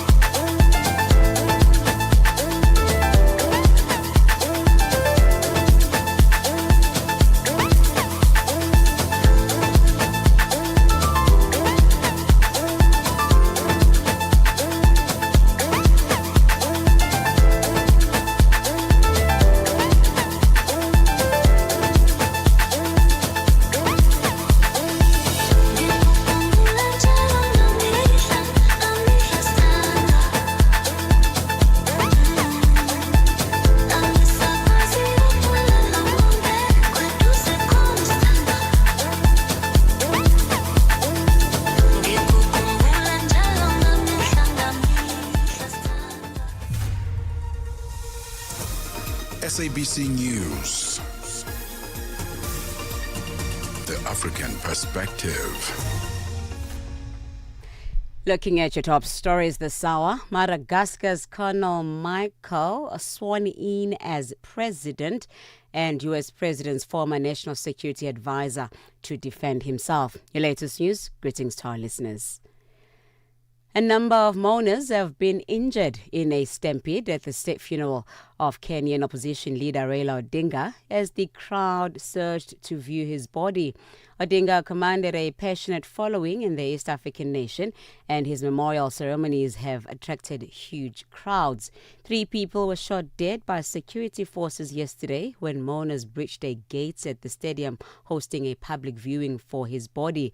Odinga, a major figure for decades in the Kenyan politics, who was once a political prisoner and ran unsuccessfully for president 5 times, died on Wednesday at the age of 80 in India, where he had been receiving medical treatment. Kenyan authorities had deployed heavy security on Friday, while police were keeping crowds at a distance. Madagascar's new military leader, Colonel Michael Randrianirina, insists his accession is not a coup and it is backed by the Constitutional Court. He has been sworn in as the new president of Madagascar at a ceremony that took place at the Constitutional Court in the capital, Antananarivo, where a large crowd gathered to watch. He said his top priorities were basics such as water and food. The BBC's Semi Awami. There are high expectations for the new president to deliver, particularly in improving basic services such as water and electricity. Malagasy people also expect more tangible results in combating corruption and ensuring greater government accountability. At the top of the agenda, however, is a smooth transition to democratic governance. That process is already facing numerous political obstacles and legal ambiguities. South African Police Minister Senzo Mchunu, who has been placed on special leave by President Cyril Ramaphosa, has admitted to rejecting a meeting involving Northwest Province businessman Brown Mokgotsi. This transpired during an inquiry held in Parliament, Cape Town, on the allegations of political interference and corruption in the criminal justice system. Mchunu said he would not entertain a meeting that would involve third parties outside the police apparatus. I'm saying as a matter of principle, like I couldn't convene a meeting like that where I invite Brown Mokgotsi, who is outside the organization, who is not part of internal organization if our organization means SAPS, which is my interpretation. Then I call somebody and say, come and let us discuss internal issues.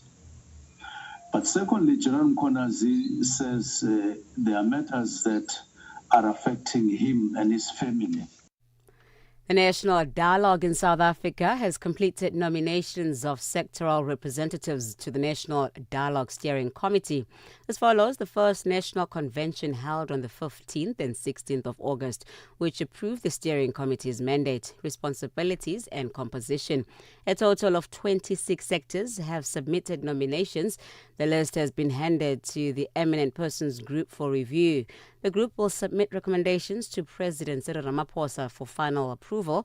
This is spokesperson of the President, Vincent Magwenya, explains. So the EPG will submit its recommendations to the President in his role as head of state and convener of the National Dialogue for finalization. Once approved by the President, the steering committee will coordinate the rollout of public dialogues across the country.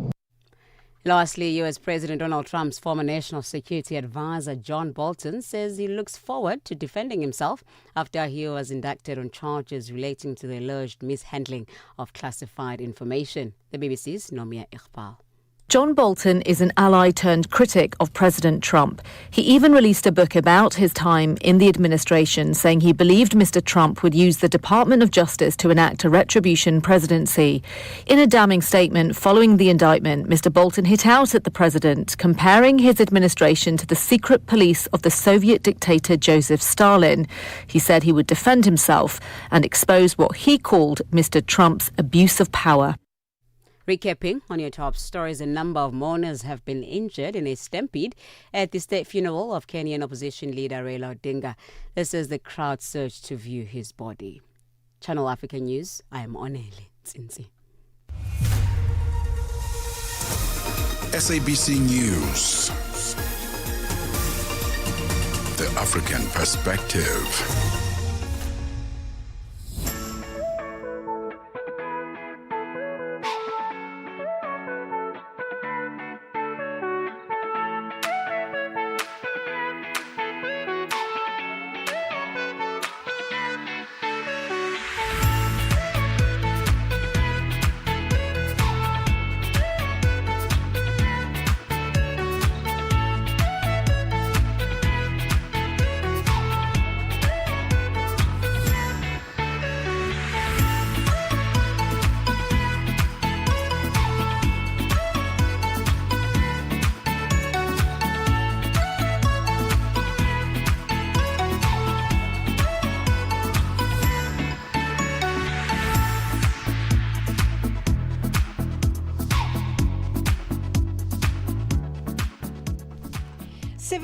Into 3 p.m. in Central African time. I think because we had such a wholesome conversation with Cisco de Sol in the last hour, I didn't realize we were already in the last hour. Can you imagine? Can you So believe? good. Listen, Oskido has asked us to believe. So that's what we're going to do. Welcome to The Upside. This is the final hour of the show. If you've been here since we kickstarted the show at 1 p.m., a pleasure that you have stayed with us. We're really excited about that. But if you just started listening, well, welcome. We continue with themes around rhythm and music. And instrumentation. Hey, we're going to be getting into conversation with the Zimbabwean Mozambican. It's got both there, both we countries. Love that. We love that. It's a blend there. Guitarist, composer, singer-songwriter, Silent Hey Ha. And he's also known as the Guitar Sangoma, for the healing power of music, or his music to be precise. He's shared stages with the late Dr. Oliver Mtukudzi. He's shared stages with the late Brahu Masekela. He's shared stages with UB40. Hey! And now he's going to be sharing a stage with us here on The Upside. Tell us more about his current projects and his journey in this musical space. Where he's healing people through his music as the musical Sangoma. I'm looking forward to that one. Man, also, I'm just looking at his gallery online, and he carries like the energy of a Sanusi. Oh, okay. There's something very divine about this gentleman. You had to go there. A whole Sanusi. He's a whole Sanusi. I'm telling you, I can just feel the spirit.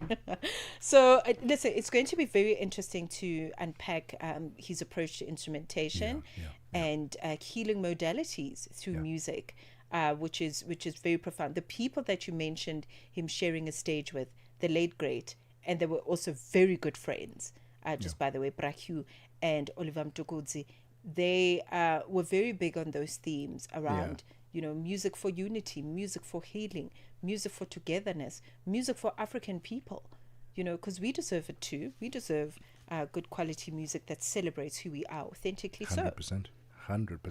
So that conversation is coming up next. Don't miss it. Catch us live on our social media platforms at Channel Africa on Facebook and YouTube, and at Channel Africa 1 on TikTok. Alternatively, download that SABC Plus app so you can take us with you wherever you go on your Android or your iOS device. And also check out our newly revamped website. That's www.channelafrica.co.za. It's 10 minutes after 3 p.m. Central African time. Welcome to the final hour of The Upside. Nkhanza zokhudza amuna ndi azimayi kapena kuti gender-based violence GBV zikuwononga miyoyo komanso kuphwasula midzi. Zikuchitika m'manyumba, m'masukulu, malo ogwirira ntchito, ndipo kwambiri mwakachetechete, koma sizikuyenera kupitirira. Mukazimva yankhulani. Ngati mwakhuzidwa, funani chithandizo. chifukwa kusachita chilichonse sikuthandiza. Mverani kuma wireless onse 14 a SABC kuchokera lachitatu pa 23 mwezi uno wa Julai kuti mumve zokambirana, malangizo, masewero, zionetsero za maphunziro ndi mafunso okhuza nkhanza za amuna ndi azimayi ndi akatswiri, anthu opulumuka ku nkhanzazi, kukhazikitsa lamulo komanso dziko lonse lokhuzidwa ndi nkhanzazi.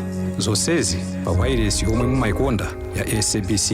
Imbirani pa nambala 0800 428 428 kuti munene za nkhanzazi kapena kupeza chithandizo. Nkhanza zokhuza amuna ndi azimayi zimatha ndi inu. Uthenga ukufikani kuchokera ku SABC.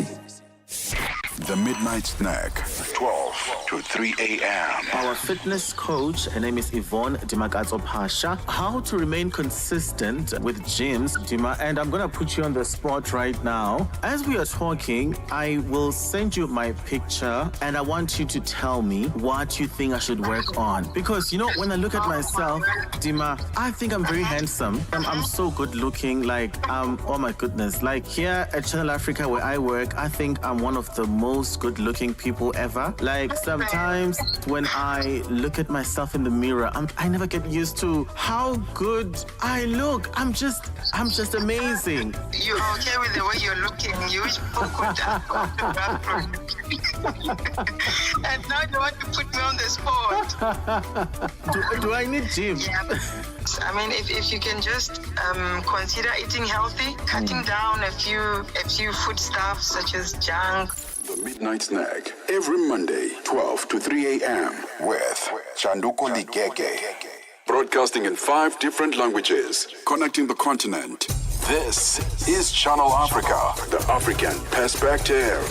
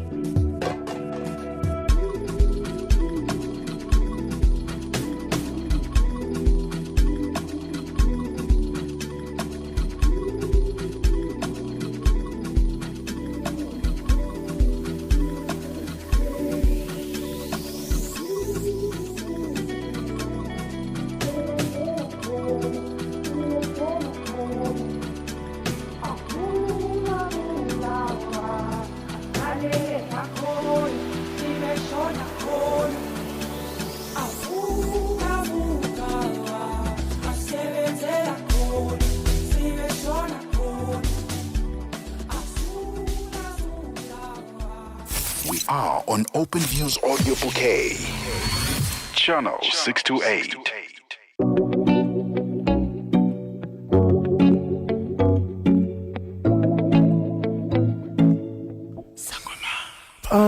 Andakakuona ndaitona ndabisa lobola uriwe muhora izwi rangu ropa rashoshoma shoshoma muviri wangu wodedera yeah. Mashoko angu ndokakama ukandisekerera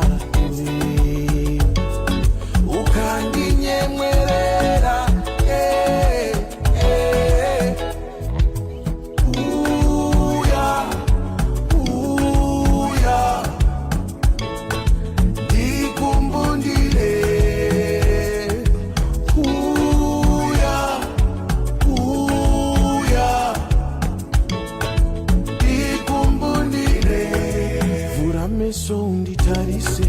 ndokupardo usandikanganwe rudo rwangu harutengeke runodada harukendenge oh mi amor dali wangu lavi wangu switi wangu skamula mayezi hoyo muti wakaberekera michero pachipfuva changu chipfuva changu chipfuva changu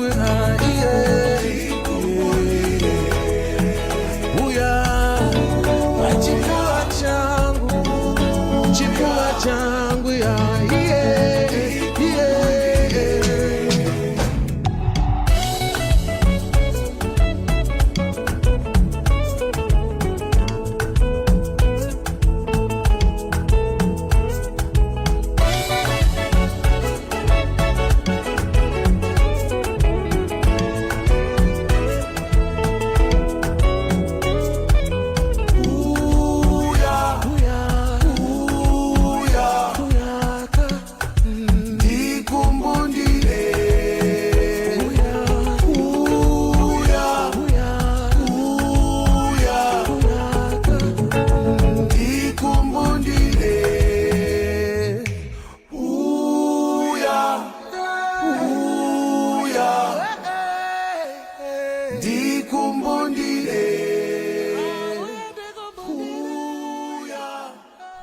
Seventeen minutes after 3 p.m. Central African Time. Hooya by Silent Ngo.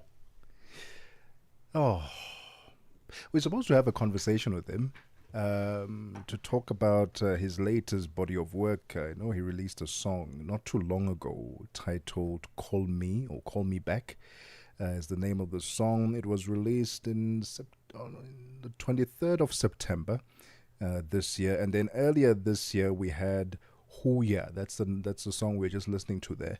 Was released on the 28th of March. So we've been trying to get him on the line to chat about his latest body of work and just to get to know him a bit better as the guitar sangoma. But unfortunately, it doesn't look like we're going to get him on the line, which is unfortunate. No.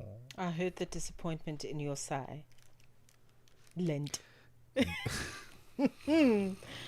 Man, he's such a fascinating character because he just embodies like a lot of he's got a lot of spirit in him, and he's very tall and very present, and I think it's interesting that his name is Silent, but the band is called the Noisemakers. You see, we had a lot to talk about there, so he can explain what's going on there. But perhaps another day. Yeah, see what was the thinking, and also with such a presence, you don't want to be silent. There's nothing silent about you. There's nothing discreet about you. With such a presence, with such an aura, and so much light. Yeah, so much light. All right, but we'll try and get him on the line if we can. If we can't, unfortunately, we'll hopefully revisit this conversation with him at a later time. It's now 18 minutes or 19 minutes after 3 p.m. Central African Time. Let's take a quick breather, listen to some more music, relax. This is The Upside, your gateway to the good life. The weekend is upon us. Madapiri pazochitika. Madapiri pazochitika. Mafuta galimoto akwera mtengo mudziko la Malawi ndipo nkhani anthu ayilandira mosiyanasiyana ndipo mtolankhani nzathu mudziko la Malawi Kondwani Nyamasauka tili naye pa line pano kuti atifotokozere zambiri. Kondwani, kodi uli bwanji? Mafuta galimoto kodi akwera kufika pa bwanji? Mafuta galimoto akwera amene tiyankhula pano kukambonena kuti usiku wathawu petrol wakwera kuchokera pa 2,530 kwacha kukafika pa 3,499 kwacha. Koma nkhani ya mapercentage ndi 38.30%, pamene diesel wachoka pa 2,734 kwacha kukafika pa 3,500 kwacha, yomwe ikuyimira kuma percentage 28.02%. Zochitika pa nthawi ya 6 koloko kufikira 7 koloko madzulo, lolemba mpaka lachisanu ndi Madapiri. Get Channel Africa on DSTV Audio Bouquet. Channel 802. This is The Upside for the best African vibes, groundbreaking content.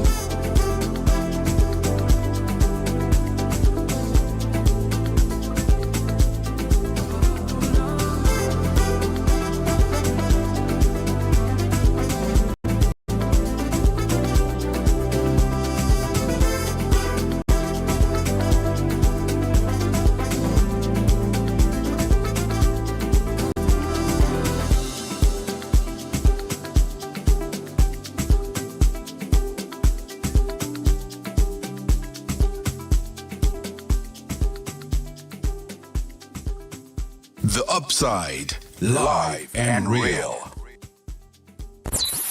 9 to 12 midday, Central African Time.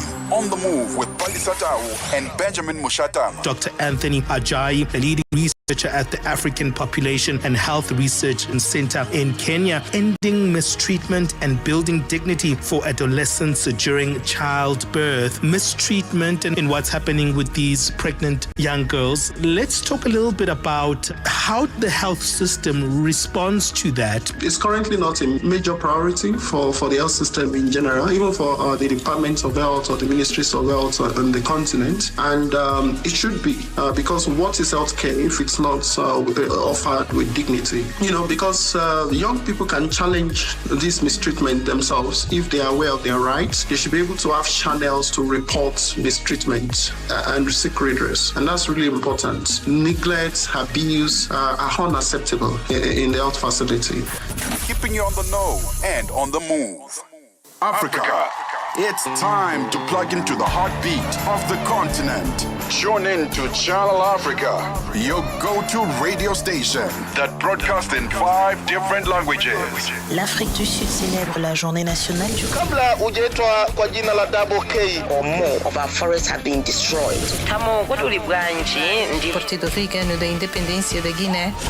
See, Channel Africa represents every corner of this amazing land. From Lagos to Cape Town, Nairobi to Dakar, we've got you covered with the freshest news, music, and cultures. So, turn up the volume, feel the rhythm.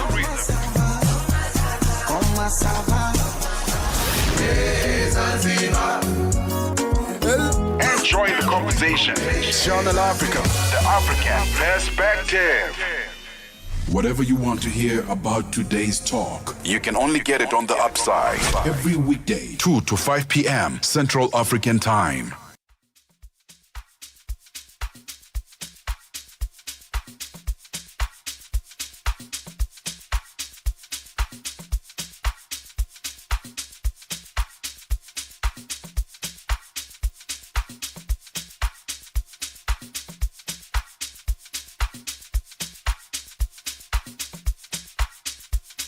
The Upside, live and real.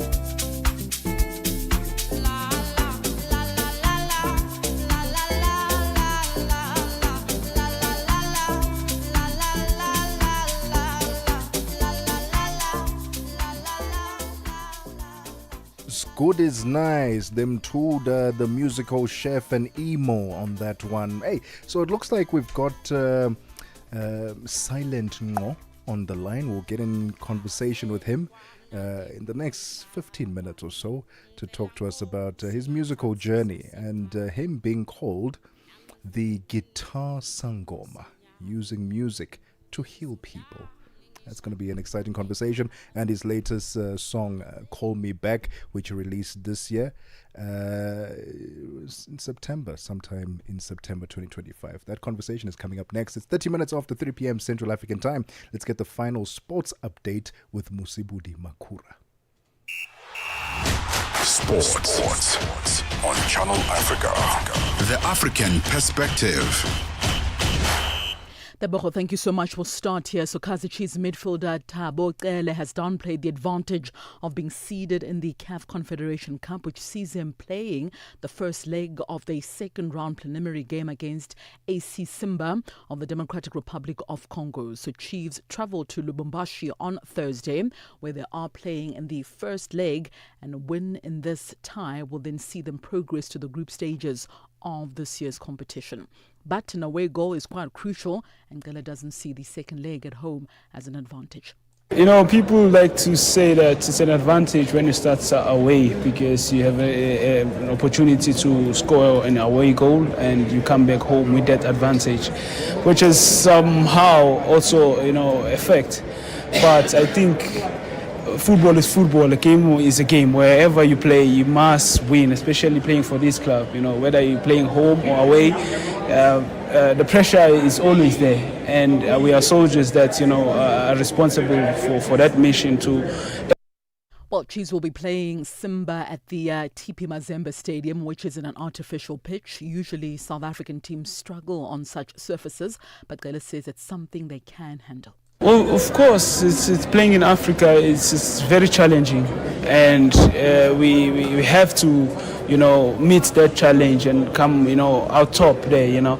So I think for us, it's just like not to think about negative things and just try to be positive in all circumstances, because I feel like the club, before has been able to reach the finals, which is a very inspirational thing for us. Right, so kickoff for tomorrow's game is at 3 p.m. Central African Time. Kaizer Chiefs up against AS Simba of the Democratic Republic of Congo. Meanwhile, another South African team will be in action as well, but this time in the CAF Champions League. Mamelodi Sundowns facing off with Remo Stars of Nigeria. So Sundowns utility player, that is Thapelo Morena, says the team's expecting a hostile atmosphere when they face off with Nigerian side Remo Stars, who have announced free entry for supporters ahead of Sunday's CAF Champions League encounter. So the Brazilians return to continental action for the very first time since losing the final to Pyramids FC of Egypt over 2 legs in June of this year. Morena believes Remo Stars' decision to open the gates does reflect on their determination to make their home ground advantage count, especially after having extra time to prepare during the FIFA international break. I think they want the upper hand. Obviously, if you give your team two games, you postpone your 2 games leading to a game like this. It shows the magnitude of the game, and also giving free entrance. You want the supporters to push the team. So with us, we go in there to do business, and the business that we know is gonna be in the field, and we definitely sure that we will do our level best. At the same time, Stars, by the way, suffered a 3-1 defeat in their previous domestic league game against Castina United, but Morena says that game will have no bearing on their CAF Champions League encounter on Sunday. Because playing let me say, getting a game like this, it's also a booster for players. So they're gonna forget what happened before. They're gonna focus on what's gonna be happening. But for us, it's a bonus that we know we can look into the game and see where we can utilize and see their weaknesses. Right, so we'll conclude with tennis news now. Naomi Osaka has pulled out of the Japan Open before today's quarterfinal because of a leg injury sustained during the second round. The former world number 1 held back tears and also needed painkillers to come through in 3 sets. In the last round of 16, win over the defending champion Susanna Mens on Wednesday. The top seed Osaka, who completed the match with strapping to her left thigh, was due to face Jacqueline Christin in the last 8, but the Romanian will instead progress to the the semi-finals. It's not yet known whether Osaka will play in the Pan-Pacific Open in Tokyo later on this month. The four-time Grand Slam champion is the latest high-profile player to suffer late-season injury issues. In September, Iga Swiatek completed the season and said that it was too long and too intense following a string of injuries among players at the China Open. Meanwhile, the British number one, Emma Raducanu, called time on her season on Thursday after retiring from her two previous matches with an illness issue. Well, that concludes your sports news this afternoon on The Upside. For any sports stories you'd like to share with us, our email address is newsroom@channelafrica.co.za or call us on +27 11714 4459. I'm back with the final sports update for the afternoon in the next hour. It's 15:35 p.m. Central African Time. For Channel Africa Sport, I am Mosibudi Akura. Sports on Channel Africa. The African Perspective.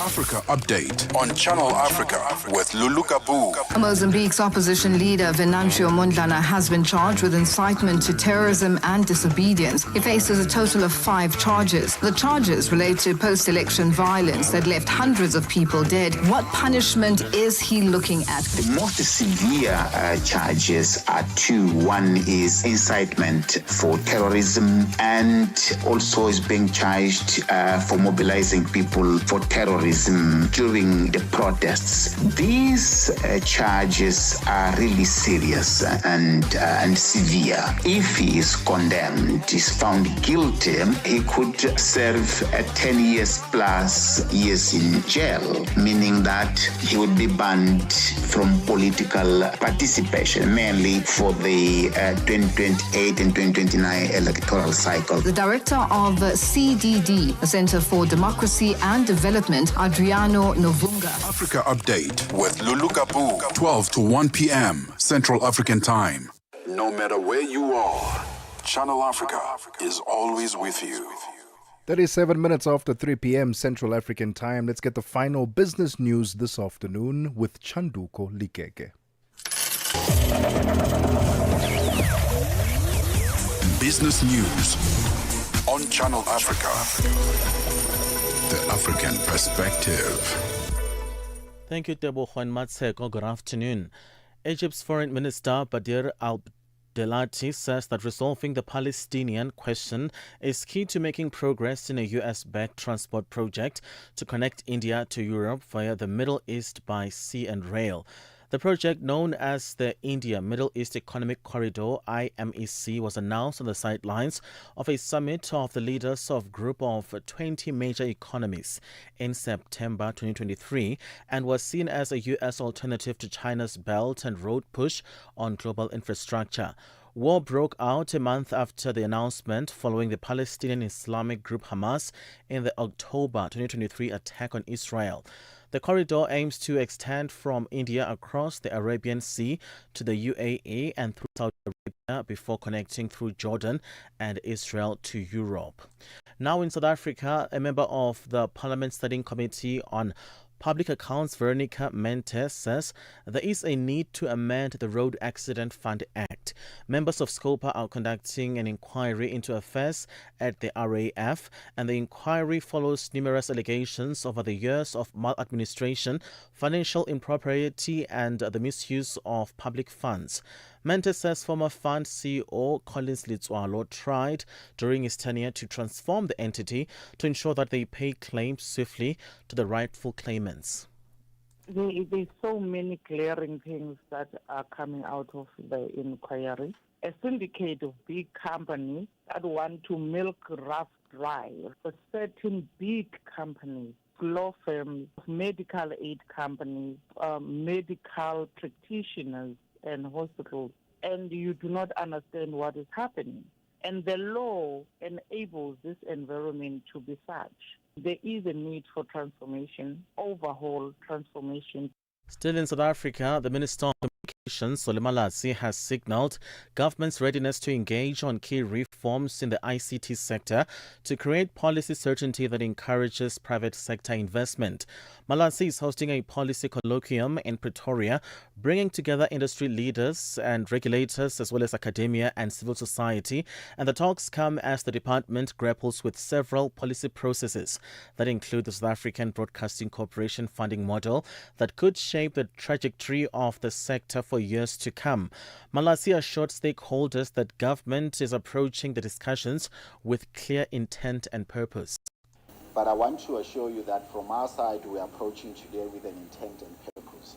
And that is to ensure that our responsibility is to prove through the actions that we take that we can lead to genuine intervention and transformation of this sector through the actions that we will take. In other news, a landmark agreement to reduce carbon emissions from global shipping is in danger of collapsing after U.S. President Donald Trump intervened against it. The deal to force shipping companies to pay out for their carbon emissions was due to be signed by representatives from most member states of the International Maritime Organization, the IMO, who are meeting in London. The BBC's Esme Starlord has the details. It was called historic when, in April, after a decade of negotiations, countries struck an agreement to impose fees on ships that breached global emission standards. The International Maritime Organization has reconvened in London and was due to approve the deal today. But last night, President Trump said on Truth Social the US wouldn't support the creation of what he called a green new scam bureaucracy and ordered countries to vote no. Brazil has been leading an attempt to push back alongside the UK and EU, but delegates appear split. Now, shifting our focus to Asia, India expects to spend about $7.44 billion to buy engines for fighter aircraft that are under development until 2035, according to estimates shared today by a defense official who leads the efforts to build a homegrown engine. Director of India's Gas Turbine Research Establishment, which is a state-run defense laboratory, as V. Ramana Murthy says, India will require about 1,100 engines for a variety of fighter jet programs that are progressing through various stages. India's decades-old program to power its light combat Tejas jets with a homegrown Kaveri engine has yet to take off due to technical shortcomings. Now let's shift our focus to financial indicators at this hour. $1 in Nigeria is trading at 1,465 naira. In Botswana, the dollar is 13 pula 25. Kenya, the dollar is 128 shilling 25, and in Zambia 22 kwacha 50. BRICS countries, starting in Brazil, the dollar is 5 real 44.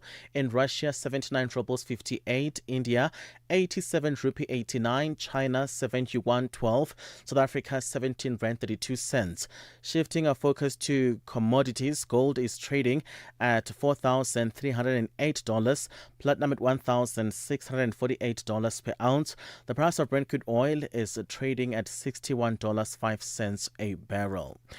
That is all for now. For any business stories you'd like to share with us, please send us an email to newsroom@channelafrica.co.za, or you can call us on +27 11 714 4459.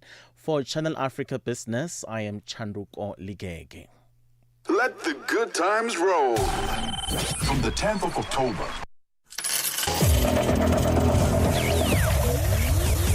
Business news on Channel Africa. The African perspective. Mornings made better with Peter and Asanda on Rise and Shine, weekdays 6 till 9. Former politician and diplomat, he's the leader of the Democratic Alliance Party at one stage, and also served as South Africa's ambassador to Argentina, Uruguay and Paraguay. Ambassador Tony Leon, if you were party leader now and in the GNU, what would you be pushing for? I can speak with some direct experience because, as you might know, I was actually one of the negotiators of the GNU last year when it was formed. What I'd be pushing for is to hold the government's or the president's feet to the fire on actually operationalizing the agreement that was implemented. Unfortunately, that agreement has been honored only in its breach. And I think, go back to basics and just say, okay, we're not going any further with this arrangement until we actually implement these steps. Mornings made better with Peter and Asanda on Rise and Shine. Whatever you want to hear about today's talk, you can get it on the upside.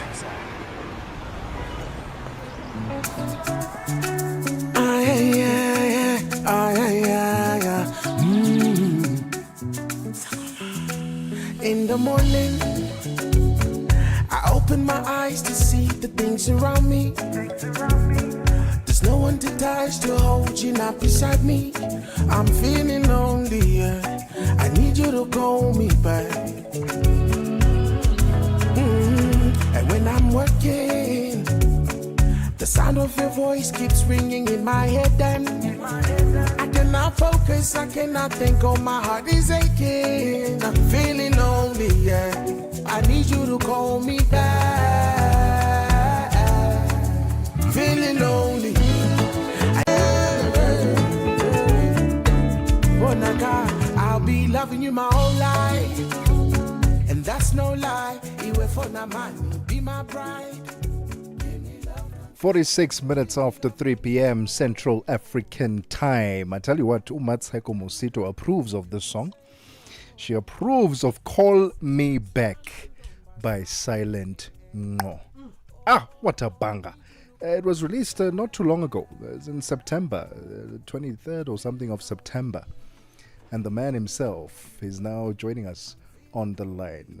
I think, Mmatsheko, you can welcome him because you're very excited about this particular song. And a specific note in there, in that song, that got you moving. Yeah. Did you hear the jazziness? That is next level. You've got to be a legend to be able to execute that. And that's exactly who we're speaking to. Silent Ngo, multi-award-winning Zimbabwean, Mozambican guitarist. He's a composer. He is very significant in the space currently. And I tell my music listener every single morning that we need music now more than ever before. Yeah. And we need it at this level. We need it at this standard. Thanks to the guitar sangoma. That's what Silent Ngo is also known as, dearly so. And we're going to talk about the music. And we're very excited that we finally have him on the line. Mr. Guitar Sangoma, how are you doing? Welcome to Channel Africa. Hello, thank you so much for having me. Appreciate you guys. You're most welcome. I think the first thing that anyone who hasn't heard the Sonics, anyone who's seen you in imagery is, you really just capture stages, you light up bandstands, you really are just absolutely amazing. Let's talk about when you first picked up the guitar. When did that happen, and why the guitar in particular? So the guitar was much later in my life. Before that, I was heavily into sports, so I wanted to be a professional rock player. And then I started playing like a few instruments, like drums and marimbas, growing up. So I was about 14 or 15 when I had an injury from rugby, and I was waiting to heal. That's when I picked up the guitar, and I was just fiddling my way around, and then it became a religious sacred practice after that, and here we are now. Oh, yeah. Love it. I want to find out about your upbringing, growing up between Zimbabwe and Mozambique, and how those two countries influenced the music that you were listening to and ultimately started creating yourself. Yeah. The growing up in different places does expose you to different kinds of things. I also lived in South Africa when I was younger, so it's a mix of influences from different places that I've been to, and now even as I travel as an adult, I still pick up from everywhere I go, not just in Africa, but anywhere I go, I pick up something. It could be a melody, it could be something inspirational that just captures me and puts me in a space where I can create. I see you, kind of like a modern shaman, like a sanusi in your approach to the music, and I guess that's where the name, the guitar sangoma, also comes from. Right. Talk to us about how you shaped your music, because it's very centering. I mean, you want to move and groove, but at the end of it, you also there's a takeaway. You've got something that has fed the spirit, that has fed the cells of the spirit and watered them. So talk to us about having shaped that sound your sound in that manner. So before we even get to the sonics and how like a body of work, a song would work or sound, it comes from, a space of vulnerability, a space of truth, a space of insecurity, a space of accepting that this sacred practice called life is only but a click away. So you got to do everything and anything you can to help the other person, not just yourself, but for you to be able to help another person, you need to be able to have helped yourself or even understand what help is. So my music is shaped around that emotionally first, and then I center it with the African boys inside.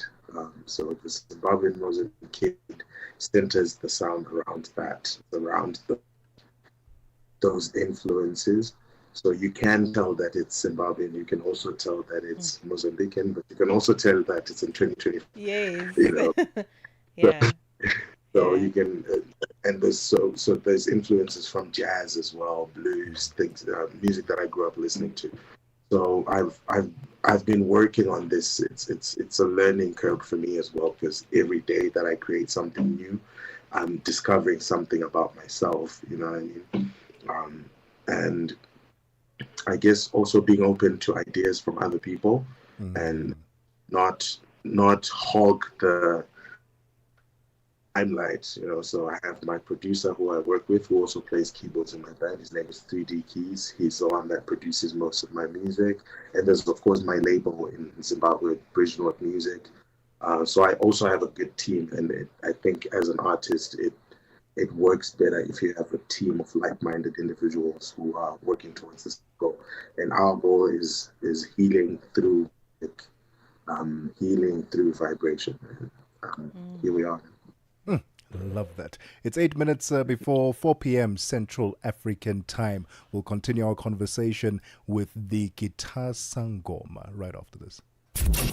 Darubini ya Afrika na I am Henry Shakif. Vita kule imezungumzwa pia DRC, lakini Somalia, Sudani Kusini, kumekuwa kuna vita za hapa na pale. Katika mkutano huu, unadhani hili lingekuwa ni kipaumbele? Ni kipaumbele kikubwa, kama unavyomwona waziri wa sheria wa zamani Yvonne kutoka Namibia alivyozungumza, ni kwamba kwanza inasikitisha watu tunapojikuta kwamba mataifa nje ndio yanashiriki kutupatanisha. Hii inaonyesha hatuaminiani, na pia tumekubali kutumiwa, kwa sababu hawa wanatupatanisha wana ajenda zao, wana kitu wananufaika. Na kama vile wewe ambavyo umezungumza, umekuja hapa kama mwakilishi, na leo ndo mkutano huu na siku 3, na leo ndo siku ya kwanza, pengine tutegemee nini kupitia mkutano huu? Kitu kikubwa ambacho nataka kujifunza hapa ni namna gani tutarudi nyumbani na kuweka ukaribu, ile bondi kati yetu sisi na wale wanaotuwakilisha. Kusiwe na ukuta, kusiwe na kutoaminiana, na pia wale wanapopewa madaraka wasijisi wamekuwa wakubwa zaidi, kwa sababu wale ni watumishi. Darubini ya Afrika kila Jumatatu hadi Ijumaa kuanzia saa 11 kamili hadi saa 12 kamili jioni majira ya Afrika ya Kati. Fresh and exciting. The Upside, hooking you up with today's news from the African perspective. 6 minutes before 4 p.m. Central African time, from Harare to Hollywood. We're still hanging out with the Guitar Sangoma, Silent Ngo, just to tell us a bit more about his musical journey and also his latest song, Call Me Back. Silent, who's this person you're asking and begging, pleading to call you back? And did they ever call you back? Hi, Silent, are you still with us? All right, I think we lost Silent there a little bit. I want to find out. I actually want to find out if this person ended up calling him back. Silent, can you hear us? Yes, I got you. All right. But I was asking, who's this person that you are begging and pleading to call you back, and did they ever call you back? You know what? It's a certain love story, and yeah, I guess they call back. So it was about someone in your own personal life, or did you just write it because this is a story that many people can relate to?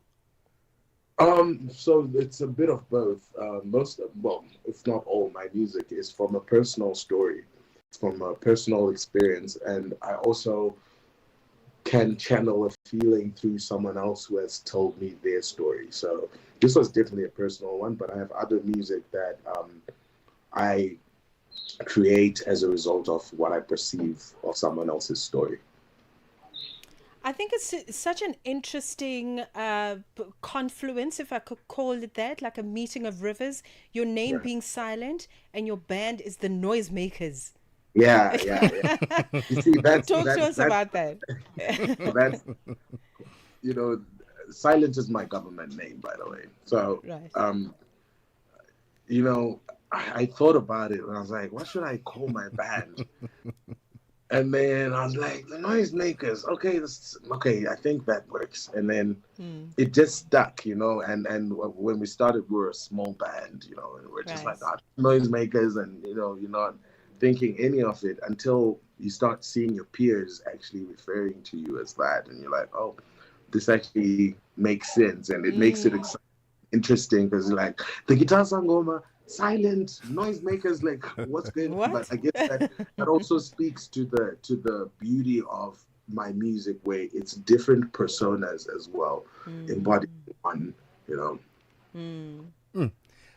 I want to know what's next for you for the rest of the year, because earlier this year you gave us Huya, and then now you've just given us Call Me Back. Any plans for any more releases before the year ends? Any tours coming up? So I've just had 2 tours of Australia, and we did Joy of Jazz here in South Africa, and we're doing another show tonight. I've got a few studio sessions that I need to get to because I've been on the road the whole time. But there's definitely new music coming out very soon, and it's going to be back to back, like just music. And there's that, and there's also just being able to go back to community and seeing how I can contribute to help the next generation of artists that need a chance, that need a place to record, a place to rehearse.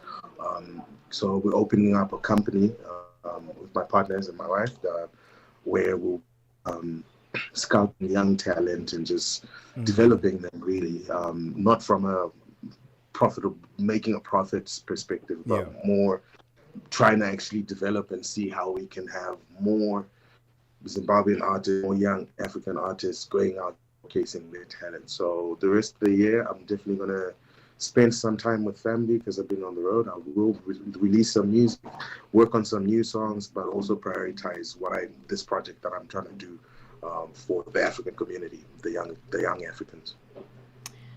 Silent, I think for me, I just want to really just celebrate you. I think you're a very important artist, and you are a master collaborator. You've worked with other great shamans, like the late, great Oliver Mtukudzi, the late, great Huma Sekela, UB40, Davido, Ja Praiser, your homeboy.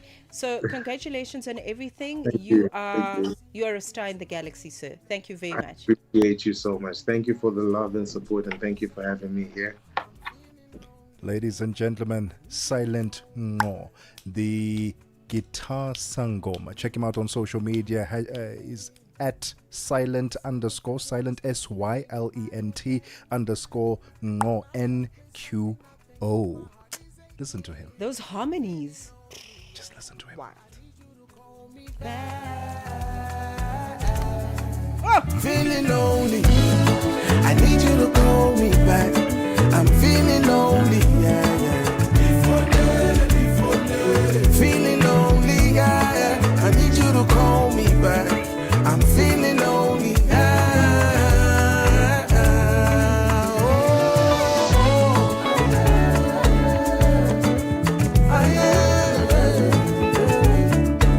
Oh, Naga. been loving you my whole life, and that's no lie. Iwe for na man. What a way to wrap up the Upside week. Oh, man. Oh. Silent no. Call Me Back. Listen to it on all streaming platforms from us, the Upsiders. Thank you so much for tuning in this week, this afternoon. Have a blessed weekend. Oh, listen to that in the background. Have a blessed weekend. Be safe on the roads and enjoy yourselves. We'll do this again next week on Monday. Same time, same place. Mmatsheko, thank you so much for your time and thank you for your presence on the Upside. Thank you very much, Tebogo Lekhuleni, for your time and your presence as well. You know, it was great, my friend. Always a pleasure being an Upsider alongside you. We're going to have a good weekend. We're hoping the same for you. I'll be back for planting the seed because we need to talk about agriculture and all the wonderful things that are happening. So join me this weekend between 12 and 2 p.m. in Central African time. The rest of the team bids you a good farewell for this show, and we will see you again on Monday, okay? Tami Gubeni up next after the 4 p.m. news bulletin. Bye-bye. SABC News. The African Perspective. Thank you, Mmatsheko. Looking at your top stories, a number of mourners injured in a stampede at the state funeral of Kenyan opposition leader Raila Odinga, and 9 senior military officials in China expelled from the ruling Communist Party. Your latest news. Greetings to our listeners. A number of mourners have been injured in a stampede at the state funeral of Kenyan opposition leader Raila Odinga. This as the crowd surged to view his body. Odinga commanded a passionate following in the East African nation, and his memorial ceremonies have attracted huge crowds. 3 people were shot dead by security forces yesterday when mourners breached a gate of the stadium, hosting a public viewing of his body. Odinga, a major figure for decades in Kenya's politics, was once a political prisoner and ran unsuccessfully for president 5